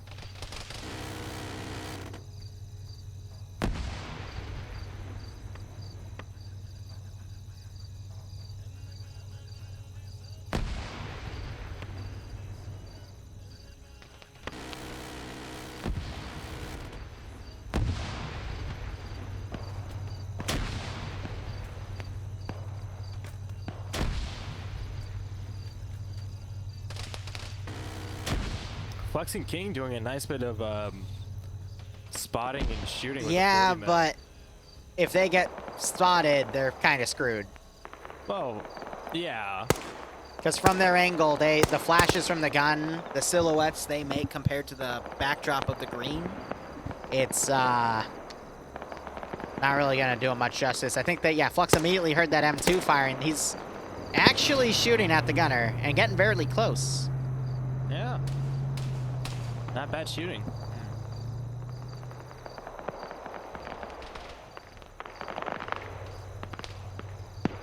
So now it's just a matter of Green 4. It looks like they're pushing all of their forces to the coast to avoid that open field on the airstrip itself. They're going to then attack Sector 3. Blue 4 has nothing in terms of defenses, and then just push across south, potentially cutting off the remaining SOCOM Vics and the northern group. You also have a 5-man team on the other side coming. They'll probably hit Sector 1, and then those forces will reunite and push Sector 2. I think Green 4 is just going to steamroll at this point. Yeah, as long as best friend or mom's best friend stays in that tower inside the crane, and doesn't poke their head out like they're doing right now, then they're fine. It's gonna take forever for Green 4 to clear out to this position, to the point where they may just like leave a squad here to keep searching, but then press on with the rest of their forces, which would make it any further assaults be considerably weaker. So. And the BTR is supporting from the coast though for Green 4. I think it's GG, honestly. Well, they are moving at a snail's pace. Those things do not go fast on the water. Yeah, So but while Green 4 is, setting up to take the next sector, those BTRs, I mean, they're just going at a full pace. They can stay in the water, make landfall on the rear of Sector 2 to bypass any defensive line that Blue 4's made on that position, and they can pen in and destroy the SOCOM. Well, not destroy, but they can kill everything in the SOCOM Vics and the M2 trucks. But the SOCOM Vic can't do anything about the BTRs because it only has 7.62. It has no anti-material rounds with the 50 cal. That's going to rely on the truck. Or AT. So I think Green 4 is just in a really good position to steamroll, and even if they can't, it's going to pull stuff from the other sectors, and that 5-man strike team on the rear is going to also be a nice little extra that Green 4 has. I don't see how this could turn around. Maybe you're going to see little strike teams such as Kanan Flux get on the rear line of Green 4, get a lot of kills. Bay, with his 2-man team on the rear, come in, also get a few kills, but if Green 4 moves quickly, I think they'll be able to sweep and hit these sectors pretty harshly before Blue 4 can counter. Yeah, Sector 3 at least, that's going to fall quick, especially with Mom's best friend firing out. Yeah, I'm not wretched, but he's just heavily out of position. So that should clear up that sector for Green 4 to push in and take Mom's best friend started engaging. He's immediately pinned down by machine gun fire from Michael. Literally what I just said. So yeah, My bad. I am so sorry. I know. I just don't think anybody can do that. So while he's up there, he will be able to defend it, but since he opened fire, he's not going to be able to. He's not going to last too long. Sector 2, it's got considerably more forces, and like you said, they have built up that bottleneck. But I just don't know. I feel like they could swim across this island and then over to the lighthouse very easily. Or even use those BTRs to get up on there and strike at their rear, clearing a way for them to just walk in, and then the crew could take it even. And then the last sector, Sector 1, actually might even be able to take care of that. So, I mean, I'm with you. We're just going to see, well, actually, yeah, no, I'm actually pretty hard with you. I think Blue 4 have lost too many personnel. We're seeing Bald and Best Friend here doing their best to stave off the assault. I saw Wiki get knocked unconscious. Flux and Kane were around the corner. I think Kane just got sniped, actually, yeah. Damn. I think they were fighting Maz, Platoon HQ, and Maz was able to get the kill on, yeah, Kane. They walked right on top of each other. I think they traded, or Flux might have dropped the finishing blow. So that's actually not what you want to see these heavy hitters do, because they really need to get high KDs here to make things work. Dooley, no. Adrian. I know Bald Eagle was in there. I think he's dead now. I don't see his body anymore. Well, I don't see his. Yeah, I think Adrian threw that and blew up the structure. Damn. Yeah, I think he was only trying to blow up the wall as well, because you can see the craters on the outside of the wall. I think accidental. No, the crater for me is next to the structure itself. Oh, yeah. Weird. No, now I see it. Yeah, you're completely right. Mom's best friend being suppressed by 50 cals now. And you got the SOCOM bit coming around on the to try to overwatch. He's got to be careful not to overextend too much to the right, because then the BTRs will be able to engage it. Yeah, so Bay, I think they're coming down here to steal a vehicle. Yeah, so they can move in quicker. So little step off from just following them in, but with the Vic, they can actually get right on top of them now and engage these from the rear. I think if Bay is able to, he can take out the armed M2 Vics, and he can also snipe the BTRs, and that would be the best bet in stopping this plan. Flux, triple timing it away out of there. Yeah, he doesn't want to push because he knows he lost his battle buddy, and he's already taking some suppressive shots from down the runway. Ooh, that GL. 2 GLs going up there. Like that 3, 4, that 4th one doesn't look like it did much. They got to get it in the little window. Yep. Close enough isn't going to cut it. Anderson trying to pen the metal. Yeah, he sees him moving around up there. Wow. Wow. Who threw that? Thorn? Must have been Thorn, yeah. Wow. Well, you have instant confirmation that he's dead. That was a great. He lands a second one. Yeah. Great throwing. And that ace fragmentation, like you said, really going to help out with killing off Mom's best friend.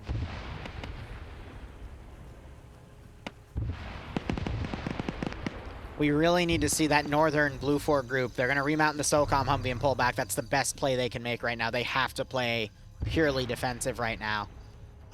Blue 4, we're only 20 minutes in the 50-minute round, to be perfectly honest. So it's...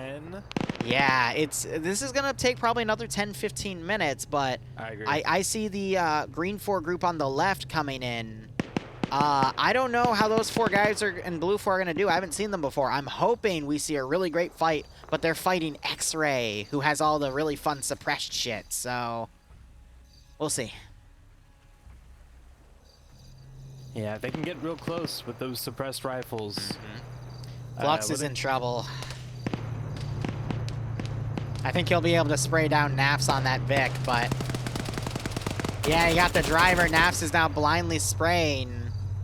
But that gave his position away. Now you got Gabian pushing. Yeah, 6-2. Dog 4, that grenade. Oh, that's a satchel charge too. That whole place is about to go up. Oh my god. Oh! Oh! Well, I'm glad that Nemesis was... well, they got Flux. There goes the neighborhood. Christ alive, Dog 4.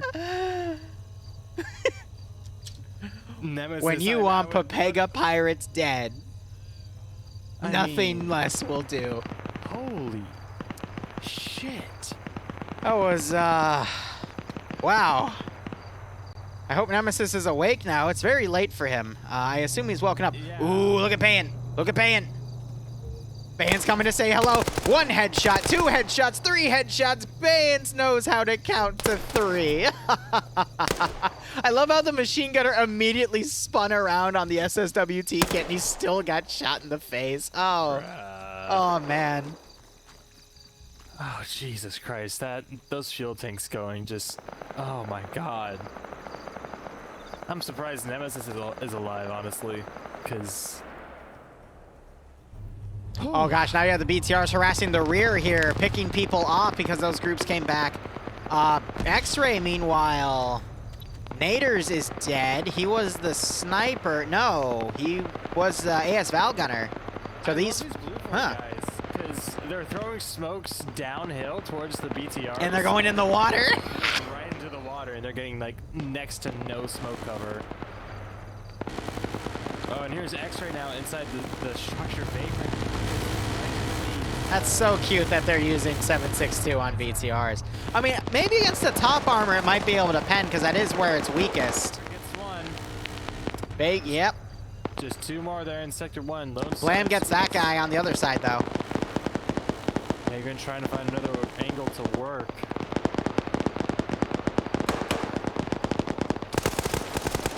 Ooh, Vagrant picked off by Lone Star through the 2nd story window. Actually, the 1st story window as he's on the 2nd story catwalk. Yeah. Great angle. Scaffolding, very nice. Ooh, Marksman just picked off the guy next to Thorn. AT firing over. It goes over Cosmo's SOCOM Humvee. Jeez. Yeah, base group, they're trailing, but they're so far away that I don't know if they're going to be able to do anything.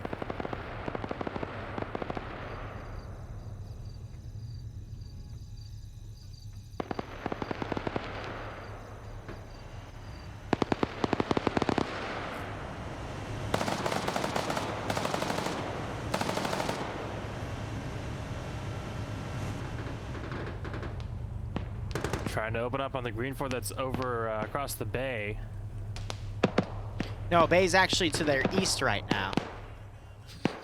So let's give him a warm welcome. Yeah, I can feel your face palm, sir. Starting to regroup. He's totally ignored it. Big test, well, pretty much the final test of the Sector 2 group. Yasuhiro, how long they're gonna be able interestingly to enough, kind of, because it sinks most of the frame and makes it a smaller target for AT to hit at longer ranges. Secure this sector. Because once the AT hits the water, it's a dud.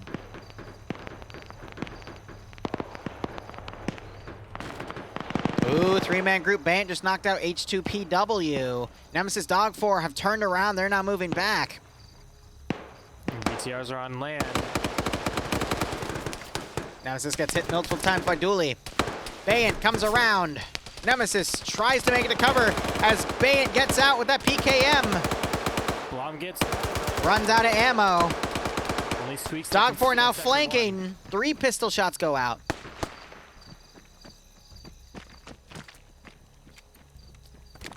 It's time to reload that PKM. Oh no! Dog4, you just damned Nemesis. Done. Oh Jesus! He's really liberal with those explosives. I don't know how he didn't kill Chow and Bay. He killed the other one that was with him though. Wow, Bayan. Okay, yeah, with a handgun, with a freaking handgun. Squeaks and Blom getting some shots, and Blom seemed to be getting. And Nemesis slays Bay as Nafs kills Chow. Good combo there. But it's looking really bad for Blue 4 right now, unfortunately. Blam, meanwhile, getting some good kills. Grenade might blow up in his face, though. Ow. Literally, as you look over, Squeaks is able to defend it. Blom's been trying to work that door. Managed to get Lone Star, and so it is just Squeaks left. And now the BTR coming in from Despo. I don't know. Squeaks doesn't look like they have AT. Nope. Just a rifle.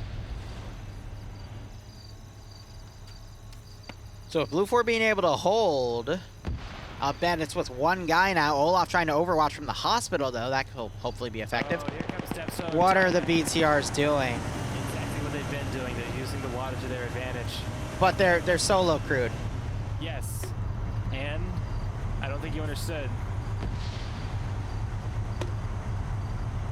I think they think that Blue 4 doesn't have any AT because they weren't fired at earlier, so they're just going to roll right in. Well, apparently none of them have any AT here, so...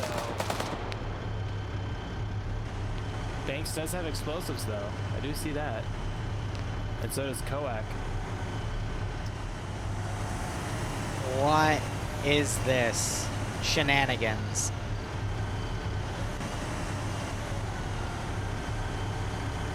Koak's trying to fall back and move around. Here comes Depso and Temic. Pushing the front gate. Depso gonna try and push around this truck. But there is a satchel charge right beneath it. So if he tries to split that gap, he's gonna get blown to high hell. What is this? We got a second one on the ramp too. They are prepared to go down swinging. That was way too early. Yeah, someone panicked. Yep, and the second one is still there on the ramp. But that first one, yeah, way too early.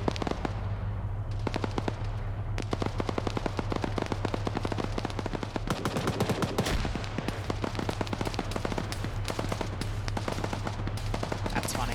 Supporting fire coming in, suppressing Colin and Kevin. And it's actually just Banks who's alive inside the sector. And as he starts to push out, Bridges and Warwick are going to come over here. Banks is going to fall off the container. Olaf gets a nice shot. Bridges, did he see him? They're going to come across him right now. Oh, Banks right in the middle of all this. They're pushing to the back. They're going to fight. That's that sector done. Yep. Yep. And now it's actually just Sector 1. Oh, wait. Kevin is... No, he isn't. Yeah, he was, and then he left it. Like a split second. Oh my gosh, that's funny. And now it is literally just Squeaks. Grab is here now. He's gonna recognize that and push over, I'm sure.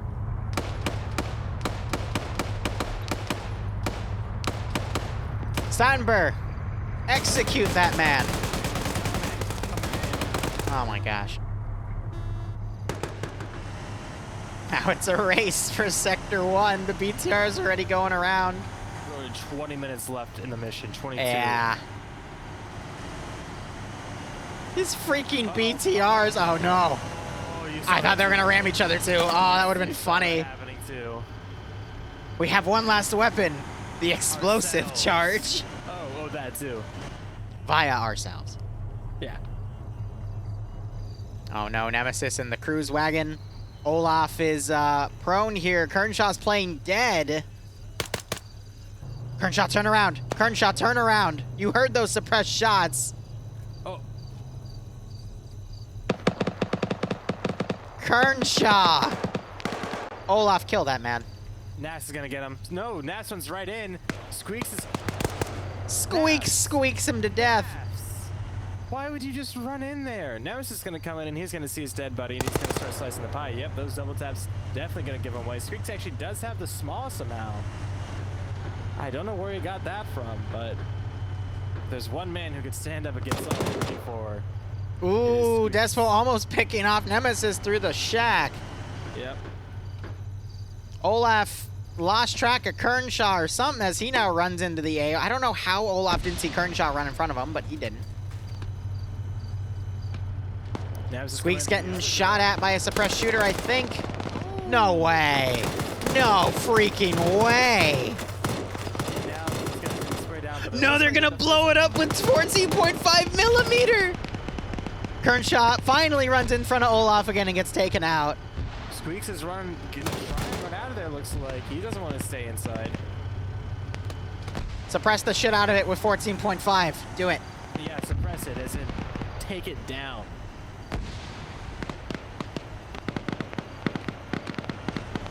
They're throwing in grenades. Oh, Squeaks!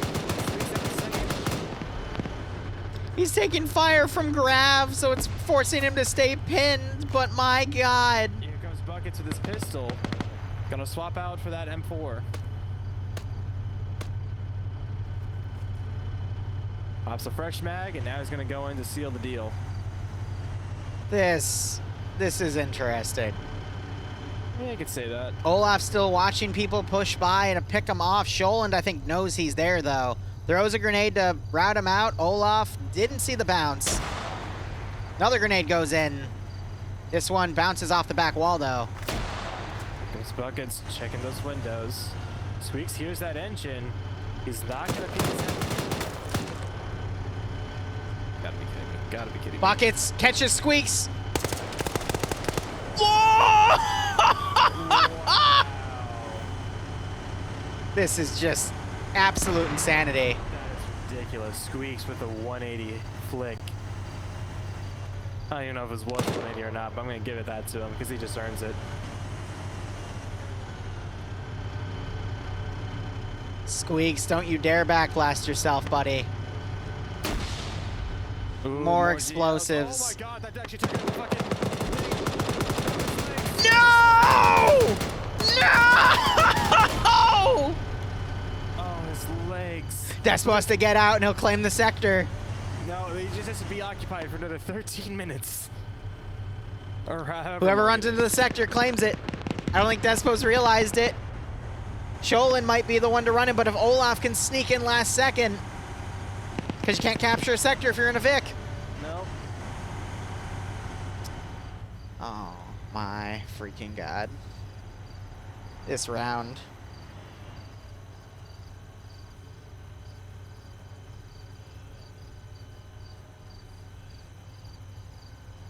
Yes, thank you, Adrian.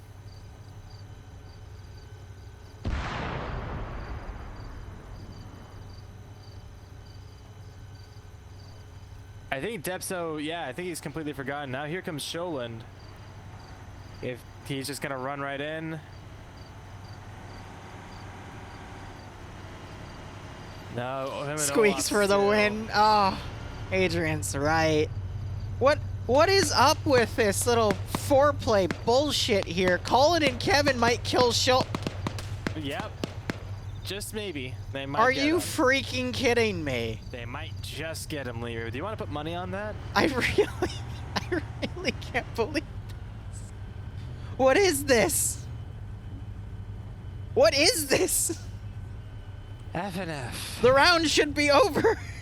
Why is the round not over? I don't know. Colin, is he going to snipe Wheaton out of the turret? He's trying to. He can't quite make it. What is this? No, I don't think the BTR realizes he needs to dismount to actually take the sector. I don't think so either.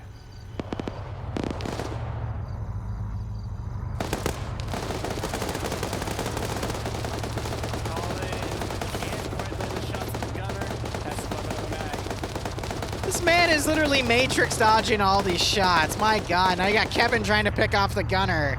Yep, now Olaf is in the zone. Oh, no, he's not. Come on, Despo, dismount. Dismount. Dismount. Dismount. Wait, Olaf's in a Vic. It doesn't count. Oh. No, it doesn't, but so is Depso, so it doesn't count. But here comes Cool Breeze. Cool Breeze. Yes. Go, go, go, go, go, go, go. Oh, he's in. He's in. Victory. So fucking stupid. That's how it ends. I fucking hate this. Who wrote this script?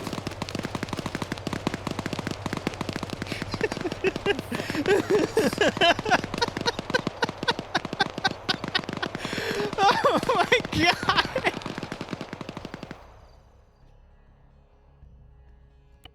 I can't.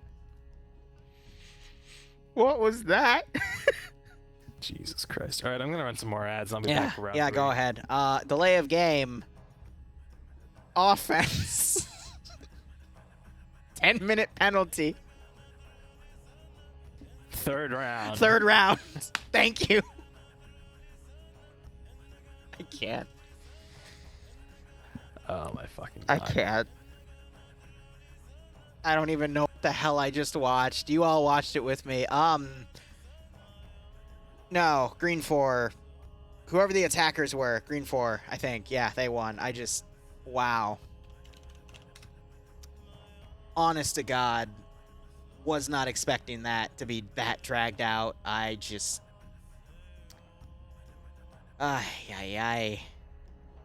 That was something. It's honestly something. All right, this is round 3. Where... Oh god, another Bystrika map. Neutral sector. 4 and Op 4 are fighting for...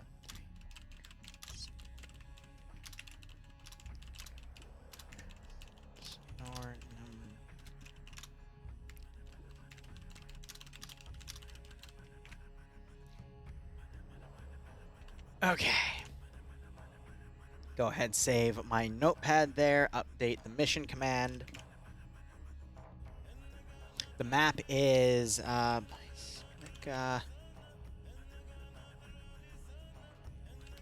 know what, I'm gonna play a classic.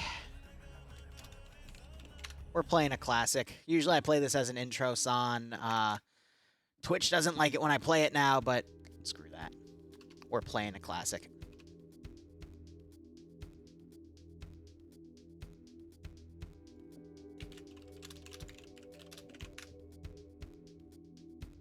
All right, I'll be right back. I'm going to quickly use the bathroom. Izzy will be after this.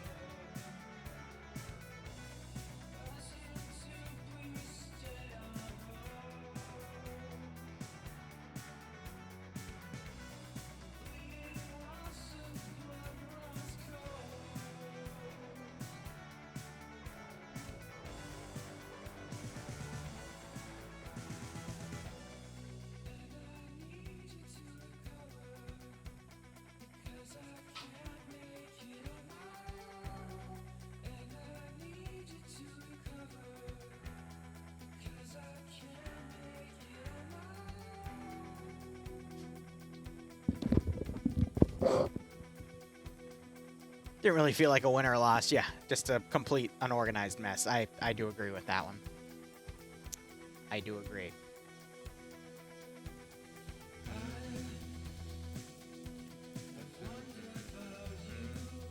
All right, 34v34 for this one. Technically, with the 2 guys and spectators, it's going to be 33v33. And after this, we will be playing some DayZ. So if you want to get a quick head start, all you have to do is the !join command, JOIN. Grab a DayZ tag in my Discord, because that's where it'll take you. And get on the server, gear up, and get ready to mess with me, because I'll be a fresh spawn. I'm going to probably spawn in Nemsk, make my way to the large town next to Nemsk, then into Vorkuta, and then south.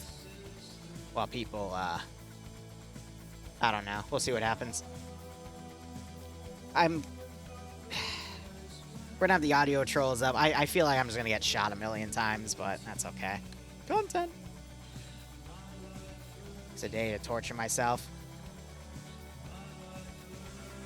Sad day in my last FNF of the year. No attack helicopters for you. I'm sorry to hear that, G-Legs. Hope you enjoyed it. But regardless, we will see what happens.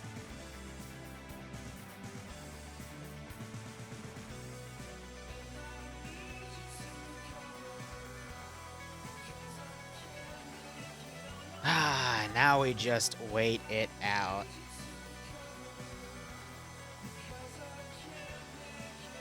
Legs was playing in the last round, and again, that last round was certainly something. I can only imagine what the spectator chat was like. We mute ourselves so we don't hear it, but it can be quite the mess. But I think we'll do DayZ for 2 hours tops, and I'm going to spend the rest of my late evening just, I guess, prepping. One, I'll give a reminder to some of the communities that signed up for MCO that they have till Sunday to give me their names for reserve slots, and then I'll probably try to finish up pay for paying setup, so I can get that publicized, and then you know, all while editing videos and continuing the front log. I think those are some pretty good manageable goals for what we're working on. Hydrate, you got it.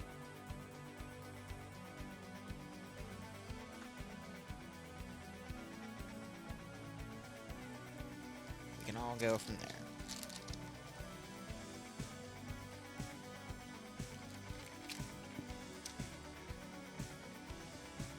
All right, posture check. Yeah, I'm slouching right now. I'm just leaning back in my chair. I'll fix that later. I think another thing we can offer, or at least start offering, I don't know how I monetize it yet, but if you want to hear my new... Actually, he's not new. It's a new idea, but he is a very old friend of mine. Goat Sylvester. No, Goat Sylvester's someone different. Goat Vester Stallone. That's it. All right, here's the deal. Here's Goat Vester Stallone for you guys. Ready? Isn't he adorable? Sing, Goat Vester, sing. I have my goat back, and none of you can take him away from me. He's brilliant. I don't know what to do with this yet. Should I make this like the new sub sound? Should I offer... for $1, we play the goat scream. Until someone gives $100 and tells me to do this 100 times. So while I'm commentating FNF, you just hear... Anyway, Bay is getting behind the Blue Force squad and just shooting the shit out of them. Yeah, that would probably get really annoying, wouldn't it?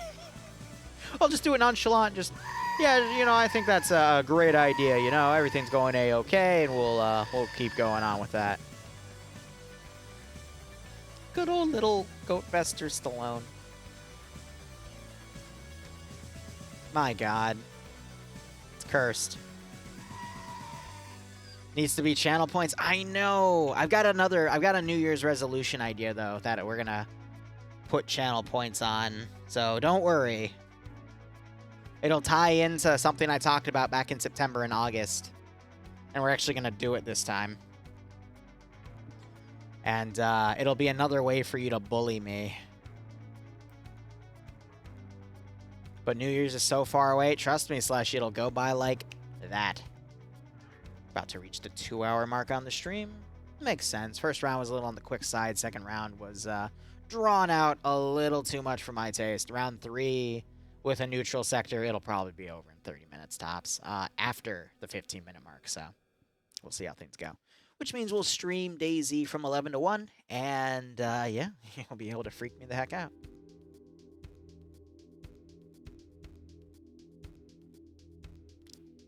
If chat fights over you getting your goat in the game, then I'll just donate $2,000 and keep the damn goat.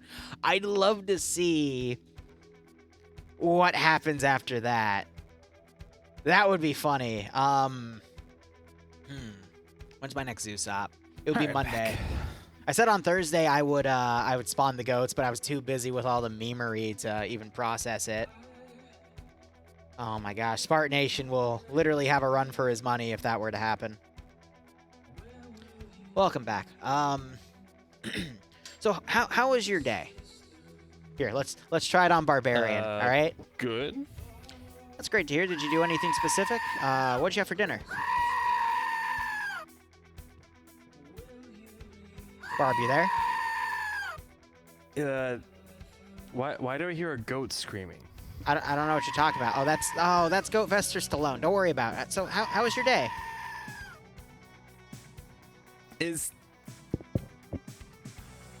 What? What's wrong? It was good. I had. That's good to hear, man. Did you have the day off from work? No. Oh, cool. How was work? Kind of boring. That's fair. Worked really late last night, so I was able to get out of work early today, which is nice. But Oh, no, that's fair. Yeah. Because you would be you're like a salary employee, so you have to work like X amount of hours, so like 40, so you can then take the rest of the week off. Yeah, kind of like that. I mean, that's pretty cool, man. My work done and stuff. We get some flex time. Yeah, Bloodwing has something similar with it's a 980. So she works 9 days every 2 weeks and works 80 hours, or it might be a 990. I forget. I think it's a 990 actually. Yeah.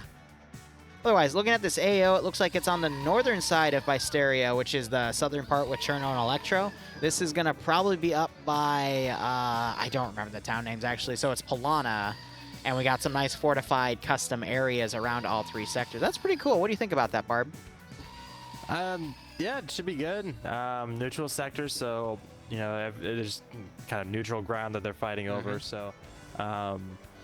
it'll be interesting to see which one's more defensible, Alpha or Bravo. Oh, definitely. So we should see one of them, both sides take their respective points, and then the fight should be over Charlie. But might see something where Blue Fort goes for Bravo, then Alpha, and Red Fort goes for maybe Alpha and Charlie at the same time. Yeah. And does a attack on Bravo. Could see some interesting stuff.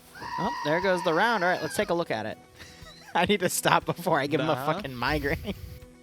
All right, well, I guess we'll start with Blue 4. Usually neutral sectors are pretty bog standard in their armaments, so as I say that, we actually have Blue 4 as chat. All right. In-game house rule chat. Like $1, and I'll do it while I'm talking to him and commentating. We'll just randomly do it to drive him nuts. Okay, $1, 1 scream. Let's do it.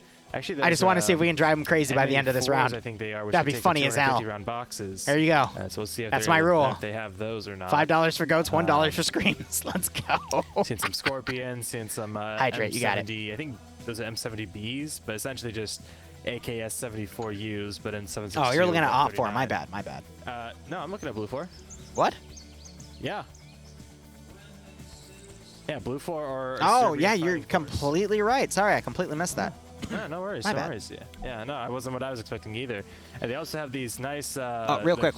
Maj just poked me saying blue is Yugoslavs, Op 4 is Cossacks with Serbian weapons for some reason, because it was made by Night Owl. Interesting. Well, that would explain it. So yeah, Schnuffles has it's essentially an AK in 7.62 by 54, which is pretty nice. But yeah, some nice, like you said, Serbian weaponry, kind of somewhat modernized Soviet stuff, a little bit, kind of. But they say they still use 7.62 by 39. That's going to be blue 4, though. Neither side's on the attack. It's a neutral sector. Do you want to go over roster real quick, or do you want me to go over the equipment of red 4? Blue 4, really quick for the roster. We got Mito and Lurch under Platoon HQ, Sam Handwich, Jack Twins, and Michael under X-Ray. It looks like they are going to be fielding a older Mark 14 suppressed with no scope, only irons, and Twins is taking the suppressed, a 10-round suppressed Yeah, the M79 variant. It's not an M79, but you know what I mean. Yeah, it's the 7.62 AK. But yeah, but the Serbian designation. That's weird that they have the 10 router in there. And they just had someone else jump in. His name is unknown. It's Blam now. Okay, so Blam has a Mark 40 M5 bolt action. That's not a Mark 40. No, that's 24.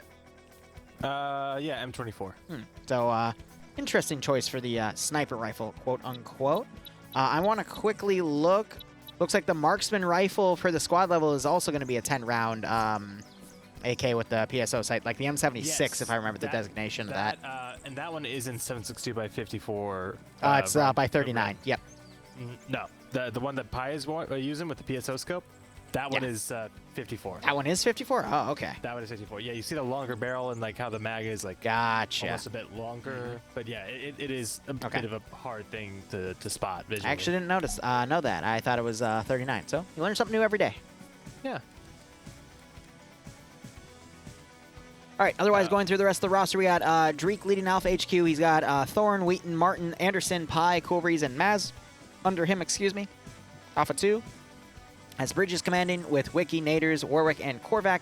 Charlie has Pepega Pirates, King leading. Sideways has shown up. Coop, Flux, Artisan, Schnuffle, Space Cowboy, Carl, and Zoni. A lot of Pepega there. And Charlie 2 has no leadership. Instead, it's Ghoster on top of the roster with the 2.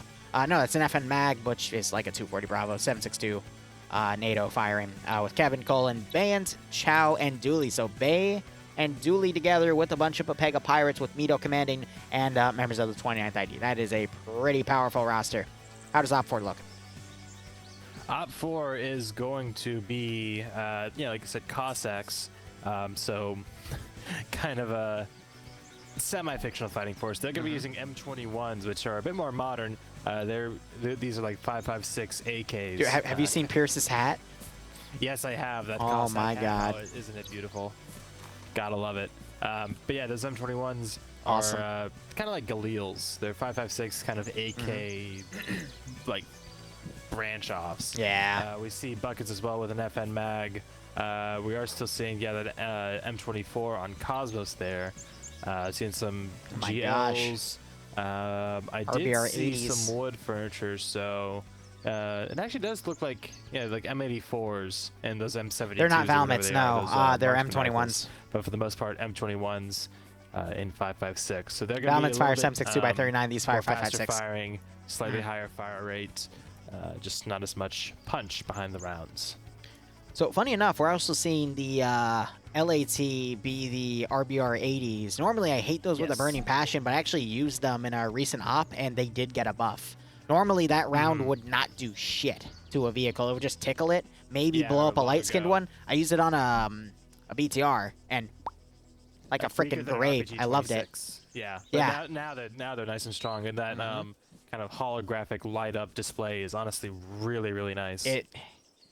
Yeah, it's nice once you understand it, but when you first look at it, it is one of the most cursed motherfucking sites I have ever seen. That's any East Russian site where they have all types of lines and charts and stuff, where it's so unlike the Moz or the SMAW, where it's just lines, and it's just nice and clean and simple, and you leave it to the operator to figure out the rest. All right, let's look at Alpha. Alpha is a convoy with a bunch of thick pillars? Yeah, like concrete pillars, some kind of alien fortification. I don't even know how to go for it, but it is a night owl. Got like a wooden like a hunting cabin right here with some deer stands and shit around it, but that's interesting. I don't know who would have a deer stand so close to their house. I feel like reason for deer use the house. Yeah, you just use the house, not obstruct your view with more deer stands. Bloodwing says I can't keep the guns in the house. I'm sorry. We have to, or I can't shoot from the house. I have to make 2 deer stands. Can we shoot from the roof? You know, I was, and then I accidentally slipped off and shot my foot, so I had to make deer stands. Just how it works. How did you make a deer stand when you can't even stand yourself? When You know, that's a really great question. I also wanted to be able to snipe people in Bravo, which is why I made those deer stands. In armor, right? Yes, in art. Look at the freaking AO, you goop. Okay, okay. You know what? I'm doing it for free. There you go. There you go. Yeah. All right. Cool. Don't get mad at me when you're the one saying, "Oh, I want to snipe some people." Shut up. Making a joke for the freaking AO, you freaking doomer. All right. Anyway. Just call me a doomer? Yep. Man, I can't believe we're back in 2019. I know. Anyway, Bravo is a town, and Charlie is a freaking random-ass military installation, where if you look above it, it shows a really weird symbol. Anyway, that's all I got. What kind of town is it? Is it a big town, a small town? Let me look at the map. It is the town of Bravo, according to the name. Why is there like one section of rail that like goes through it and like stops, and it's like it goes right next to the like a main road, like dips down into the terrain? You know, actually, I love that you brought that up. You see, Night Owl just poked me with a really great explanation of Bravo. It really opens my eyes here. Let me tab out real quick. The answer is fuck you. Okay, anyway, back to Bravo here. It's not the same if he's not the one saying it. I know. Because he has that super sexy deep voice. You go like, when he says fuck it, I you. agree with him. I can't even do it justice. Can't even do it justice. I'm not even gonna try. That would just besmirch the name. Yeah, no, I agree. I feel bad for even trying in the first place. You should. Yep. You should. Don't try. So it's just an infantry running gig here. There's nothing else to cover. Yeah. Except, cover you. Just Hacks are gonna have to pay up for that one. Get under the covers. Hug it out. Bloodwing's not here, right? No, she's asleep, Goober.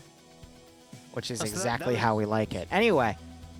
That was you doing the goat? I thought that was her. I thought she was being annoying again. Oh, no. That's a line, sir. Do not cross that line. Oh. What do you mean? I'm confused about what you even mean by that.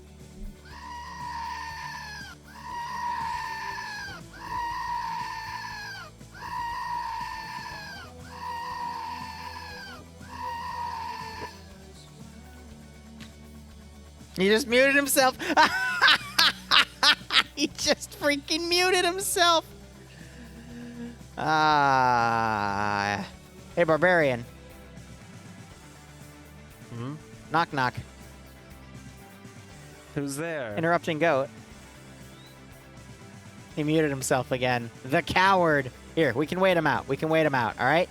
So we're back in, what, 2013? 14? Are we back in Rage Comics? Am I getting troll-faced? I mean, we have 5 minutes till this round begins. I could go back to my little side thing right now, but... Yeah, 5 minutes? I mean, that's all the time we need. We'll be done in 2. I know. You'll be done in 2. Good God.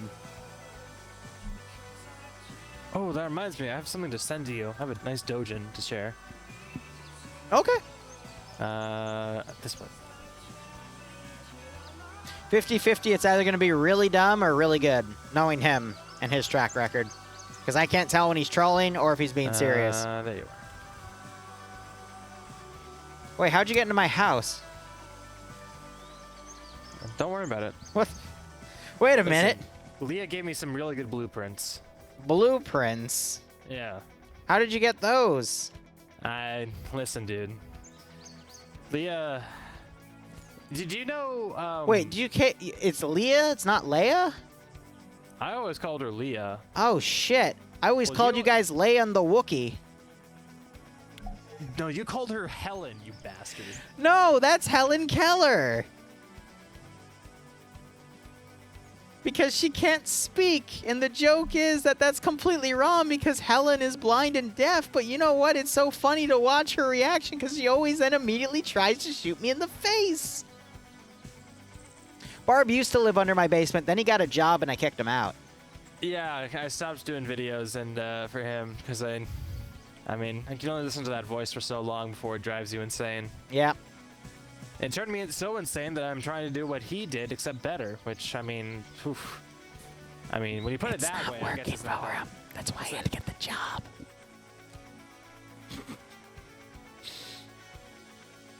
Gonna not say what I was going Low to say. blow, baby.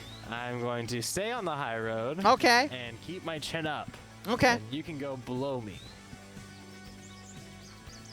Okay. All right. Okay.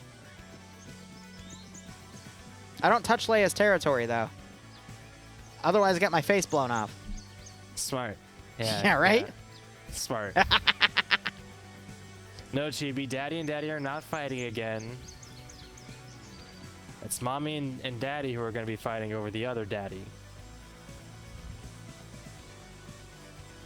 I don't have the context, so I wouldn't know.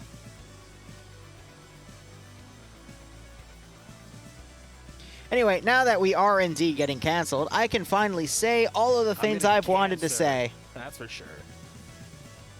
Well, Barb, you already have dick cancer. It's all over. It's just, you're screwed. I'm so sorry. I have dick cancer? No Yep. wonder it's so big. Yep. Oh, well. It's shaped like a, you know, like the Like a fucking banana. The Liberty Bell? Way too much of a curve there. I'm so sorry. No, you know the Liberty Bell? It's actually got a crack right through it. That's what the cancer is. What does Squidward say when SpongeBob's jellyfish is using the bathroom and he's just staring down from his house and just goes, I didn't need to see that. Love how as time goes on and I grow up, I become more and more relatable to Squidward. I think we all do that, to be perfectly honest. Kind of. I'm still very much I'm still a SpongeBob. I'm still happy-go-lucky. No, you're not. Don't lie to me. Yes, I am. I'm allowed to be happy. All right, I'll help you keep your secret. Bent like an elf shoe. Oh my goodness gracious. Love how Op 4 is passing the time here. They're all just laying down, looking up at the sky. Doing, I don't even know at this point. Drugs, you think? Maybe. One more minute. That's what I would do. Okay. Thank you for letting us know. All right, let's have a look at this.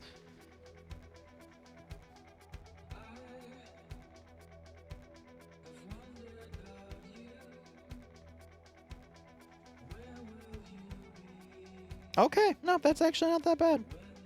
Cool. All right. Sorry for all the downtime. This is why I kind of dislike neutral sectors. It's because there's not much to talk about. yeah, you're done with it in the first 5 to 10 minutes.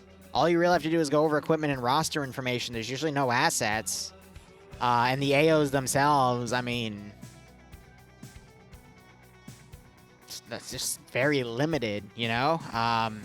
We had a neutral sector in NA, EU, that Dream and I were able to talk about for a little while because they had assets. They had a really interesting choice, but this is just another one of those equidistant. Op 4 takes Alpha, Blue 4 takes Bravo. They fight for Charlie, so on and so forth. Op 4 has a slight advantage because they got a lot of concealment and cover with the forests. Blue 4 had a disadvantage because they have all that open area, which I would almost disagree with that because they have to go, they have to run all that downhill, which even with the tree cover still leaves them kind of exposed from the right angles. And I think defending-wise, Blue 4 has the advantage of all the open terrain, but moving out to Charlie, it's a disadvantage. Yeah, I think that's the same for both of the. Oh, if you mean to Charlie, yeah, that's fair. I was talking about to Bravo. My apologies. Yeah, to Charlie.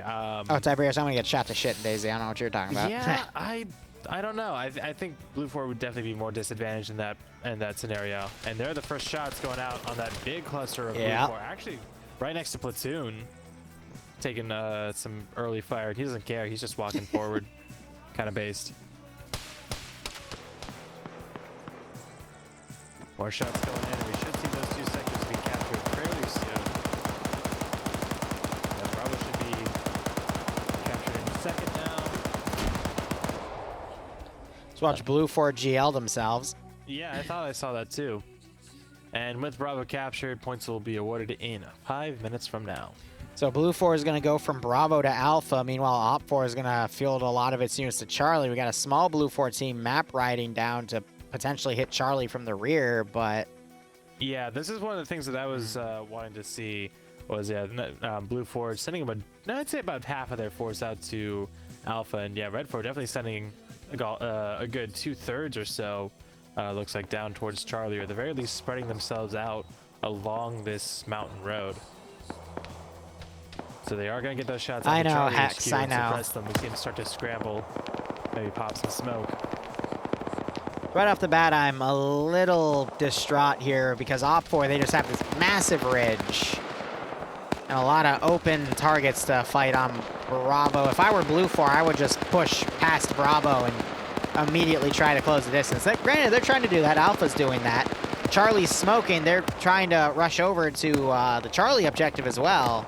But Op 4 just have a really good domination of the map right here. So we'll see if Blue 4 is able to close the CQC and take this out. Perfect, because now that smoke, that makes them a big target. They're going to draw a lot of fire. It's perfect cover for Alpha. You see Alpha 1, and Alpha 2 all moving to the north of the Alpha point now. And that's a solid 12 or so infantry that are going to be able to strike on now what is relatively weak of a defense of Alpha, which is just Vagrant and Buckets. I think this is going to be a major mistake for Op 4. They should have left a bigger group to defend, because... I actually see what they're doing. They're just doing a line of defense between Alpha and Charlie. So they're not doing two groups. They're trying to do a full spread. Yeah, but that would be good if Blue 4 wasn't going to push from Bravo. Instead, they're just going to get that massive line flanked by Blue 4 Alpha, and that whole line is just going to be attacked on the flanks from Alpha and Charlie here, so... Yeah, I think they were really banking on that open plain to the south of Bravo to be yeah. But Blue 4 were very quick in their deployment and were able to get to the tree line. And now we've seen this close-up fight for Charlie. However, Red 4 is still outnumbering the Blue 4 forces as they try and come in. All right, Kevin and Ghoster for Blue 4 have died. Op 4 have not lost anyone yet. Yep, Timek and Depso, excuse me, coming in from the south side of Charlie. Might be able to take out some of these Blue 4 guys. What was Op 4's plan? Just go on the ridge and fire? Or smokes. Such a bad idea. No flank security. Whatever. Sorry. And yeah, all that fire coming in onto the Alpha point. All right, Op 4 starting to take some casualties. Bucket on the sector has been taken out. Isaac knocked unconscious. Another guy was just knocked unconscious. H2PW as Charlie for Blue 4, who has all their heavy hitters, mind you. Pepega and Bayant and Dooley are all in here. There's Thorn coming in. They've neutralized Alpha. Baker's outside of the zone, so it should be going to Blue 4 here fairly soon. Goes Despo.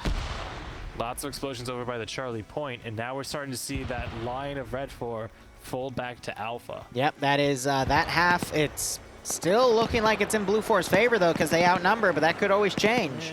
I think Red 4, they could be a lot more aggressive than Blue 4, who aren't really set yet. They're still trying to clear out these positions and understand the lay of the land, whereas Red 4, they're kind of familiar with it a bit more, so they should Norris getting knocked out early. That's not good. A lot harder. So Blue 4 has one disadvantage right now of they have some forces dedicated to defending Bravo, and that means they can't throw those forces somewhere else, especially in a neutral fight where both sides are even and every man honestly does count. The one issue, though, is they're using some of their best for Red 4, though, is they're fighting Alpha again, but they're outnumbered. And they're fighting Charlie at Charlie, but Charlie is those elite troops. So I'm a little worried about Op 4 at the moment.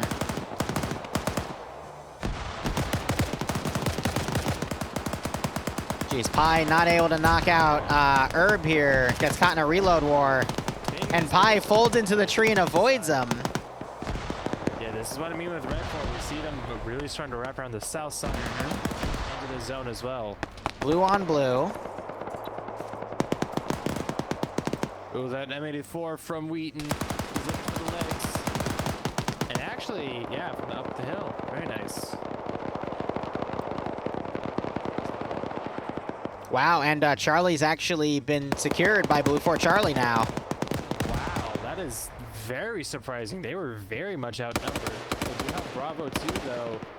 Might do another strike coming in from the northwest. Op4 looks like they've knocked out Blue 4's numbers here. It's looking a little more in Op4's favor now. Yeah, points starting to be tallied, but if they can't hold these 2 points, then Red 4 is just going to come back swinging with Still this 5-man team all the way on the right side of the map for Blue 4. They need to be fielded back in immediately. It's their X-ray. They're just being wasted right now. Yeah, definitely seeing a lot more red markers on the map, but with a bit of a garrison still at Bravo and that X-ray team, if they can regroup or maybe punch a little bit up, Blue 4 they still have a chance. All right, X-ray now folding in. Charlie's got Coop sideways and Kane holding. Ooh, great shot from someone else to Blue 4, Alpha 2. A lot of blue Just on blue. deadly shot. I think that was actually blue on blue. Yeah, Blue 4 has been getting a lot of blue on blue here. Just took out wow. of their comrades. Oh, that's an M84. Oh, Vagrant just threw a satchel charge next to him, trying to roll away. That blows the Vic up. And a grenade follow-up kills an M84 machine gunner, leaving Naders alone on the top of the plateau. Blue 4, meanwhile, Warwick just traded with someone. He was able to get the kill shot, but Warwick was knocked out. And the numbers are just dwindling around Alpha. And then Charlie's major Op4 push. I mean, I think Flux has just been running around with that M84 and cleaning people up. He just got another kill as someone was trying to bandage H2PW. Yeah, only at 11 points. That's not a lot. Blue 4 X-Ray going to finally come in and hopefully reinforce the Charlie position. I don't think they need it, though. Look at all the 5 Op4 guys remaining, fighting 4 Blue 4 guys. That Op4 number heavily changed, but not Blue 4's. Meanwhile, Eagle just knocked out Artisan. Yep. No. Now you got Space Cowboy, guns up. He's trying to see where those shots actually came from. Yeah. Oh, but he's going to throw the grenade onto his buddy. Ooh. And a little bit back hill. Nope. Not really. Oh, they're going to daisy each other here. The base of the pine tree. Can't even see. It's a great hiding spot for Eagle.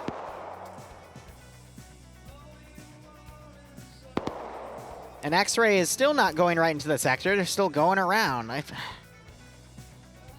Blue 4 have just won this at the, individual player level, to be perfectly honest. I'm not surprised about that. Their Charlie team was very, very powerful, and they showed it.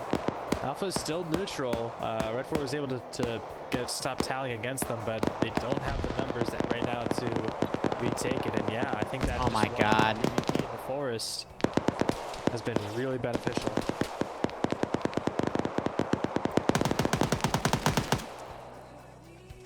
Space Cowboy went in front of Artisan's tree, and Eagle's tree, and Eagle, yeah, just sprayed him down with 2 mags. Now Green Thumb, Vagrant finds someone. I think that was Nader's bandaging, takes him out.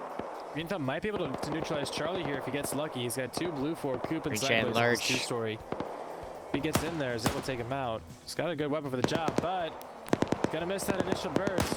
Kane finding one guy, killing him, aiming on the second. Cosmo's returning fire with his handgun, and he dies. All right, that's Charlie pretty much secure. We got Tanner's up. Yep. Well, Kane is gonna fix that. Yeah, Tanner's was healing, so that's not what you want to do with a guy with a gun looking for you. There's Koak, though, with an M84, I believe. Mm-hmm. Koak needs to nail his first few shots, otherwise Kane will freaking snapshot him. Oh, look! X-Ray deciding to finally show up and shoot at their friendlies. Yay! It's Charlie Command, too. And there goes Kane, because freaking X-Ray. Wrong direction. My god. Fucking Irene. Despo is called FLG. Thank you. Appreciate it. I just call you the guys that play in F and OFCR. I've been doing that for weeks, if not months. I'm sorry, man. I'll try to remember that.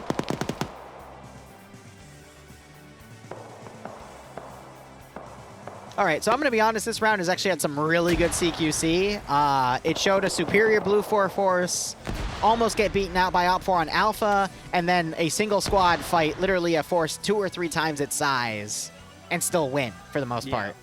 And on Charlie as well. Blue 4 defending Charlie was a lot smaller than the attacking force, and they were still able to hold them back. Honestly, Op 4 had a really bad... They had a really bad movement in. Moving in on a column with a group. They should have left more guys defend on Alpha, or they should have just pushed down to Bravo. Instead, they just got flanked and annihilated. I like where their head was at with the idea of locking down the ridge. Yeah, locking down the ridge and stretching the defenses from Alpha to Charlie with the idea of half of them split and fold in when there's just 3 dudes remaining. But the problem is that that's reactionary. Yeah, you need to be proactive, not reactive in these kind of scenarios, because otherwise you're gonna have situations like this where you're attacking your own 3 versus 1, 2. When they left only 2 guys on Alpha, 3, 4, 5, 6, came in from 7, 8, 9, 10, 11, 12, 13, 14, 15. Even those 2 guys defending it were firing Soon off to be at 16. Bravo. I think they really just they left such a huge flank open that Blue 4 were able to, I wouldn't say effortlessly, but very effectively 3v16 hit their soft side and just fuck them up. It is 3 versus 16. Jeez. There's 2 unconscious guys. Jack is nearby as a medic. He could start working on him. I cannot understate the efforts of Blue 4 X-Ray in this entire operation. Without their essential help, nothing would have been accomplished for Blue 4. I mean, they'd be still sitting back at base a hostile, if they were not out doing the recon that they did. So they were able to get Flux back up. That was Dooley, and now they got Jack working on King. Dooley's coming up to assist him. So it's going to become 3v17. I misread the map, I thought, because there's no way to tell which person's down on the map if they're Blue 4 or Op 4. I thought H2PW was Blue 4, but no, he's Op 4. But still, 3v what will soon be 17, because King got only 2 hits and then knocked out, so...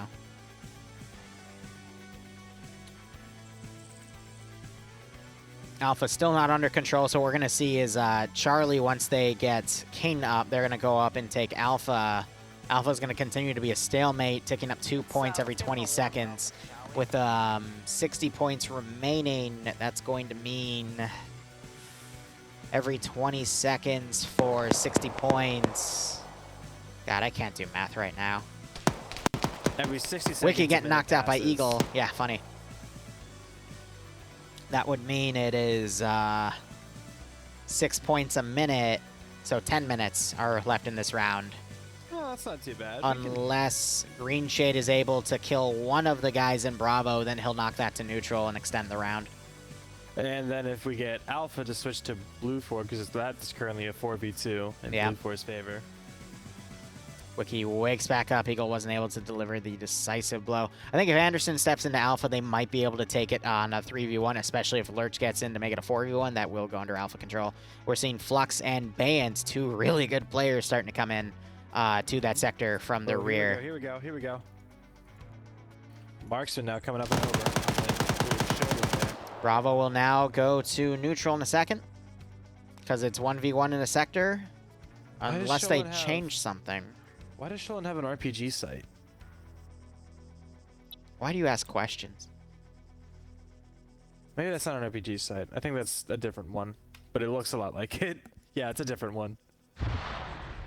Yeah, no, it's not knocking over, so Green will have to kill Mito, and Mito is just gonna make like a tree and hide in here.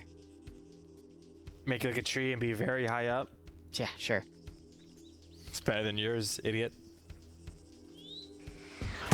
Oh, Jesus Christ. Anderson trying to put some AT on Sholin's position. Sholin now getting up with his Marksman Rifle. Returns fire. That causes Lurch to pull left. He got hit a few times.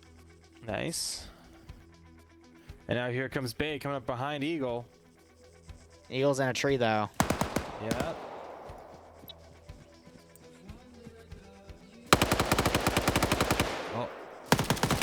Bay Hillary Clinton only for Flux to then take him out. And there goes Sholin. It's now all up to Green Shade. 47 points. I'm waiting to see the tick up. Yeah, but look at that. 4 people are heading up. Oh, God. It's a Papega core with Dooley. Sholin wakes back up. That grenade's going to knock him out. No, he went prone in time. All right. Very nice. I have no idea how you're changing the Discord noises. Coming up behind him. I think someone might have just spotted him. Yep. And GG. Alpha blue 4 in 5 seconds. 4, 3, 2, 1. Motherfucker. Now. But what about now? How about now? Everything that's there happening we go. All right, 60, 40 points divided by 3 would be 10, 11, 12, 13, 14. 14 times 20 is... 280. Which is 24, 30, so less than 5 minutes now. Yeah, less than or 5. they can just kill Green Shade and it's over. And I think they just saw... King just saw him go in here, yep. Despacito. Wow. There it is, GG. GG. Thank God. Awesome. Thank fucking God, honestly. H2PW is still unconscious. He's been unconscious for like 10 minutes. Just call it. Where's Anderson? Someone poke him. Just tell him to kill the server. GG to Blue 4 though. It was a very, honestly, very good. Oh my gosh. CQC, like you said, in the forest. On both points, both the Alpha and Charlie points.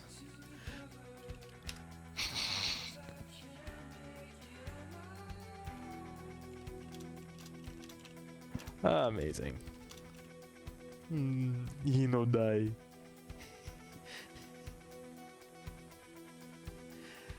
Match is over. He did actually double tap him. I remember him doing that. So.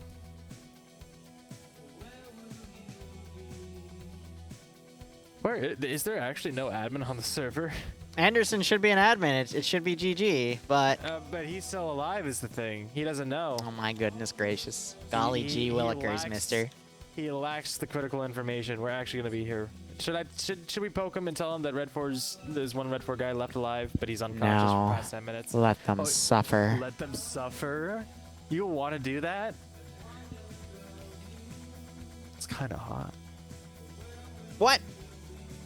No. Bad. You know what else is hot? Blue for winning. There you go. You know that now. So you find goats screaming. There we go. Oh my goodness, it's over. It's finally over. They admin called it and it's over. Head. They don't mean get head from a goat. They mean get a head. All right, I'm gonna go play DayZ because my chat wants me to stream it. I will see you later, Barb. I'm gonna work on finishing this Tarkov video, which I want to release for this weekend because the wipe's on Sunday. Oh, it's gonna be fun. Have fun. Catch you later. Yeah.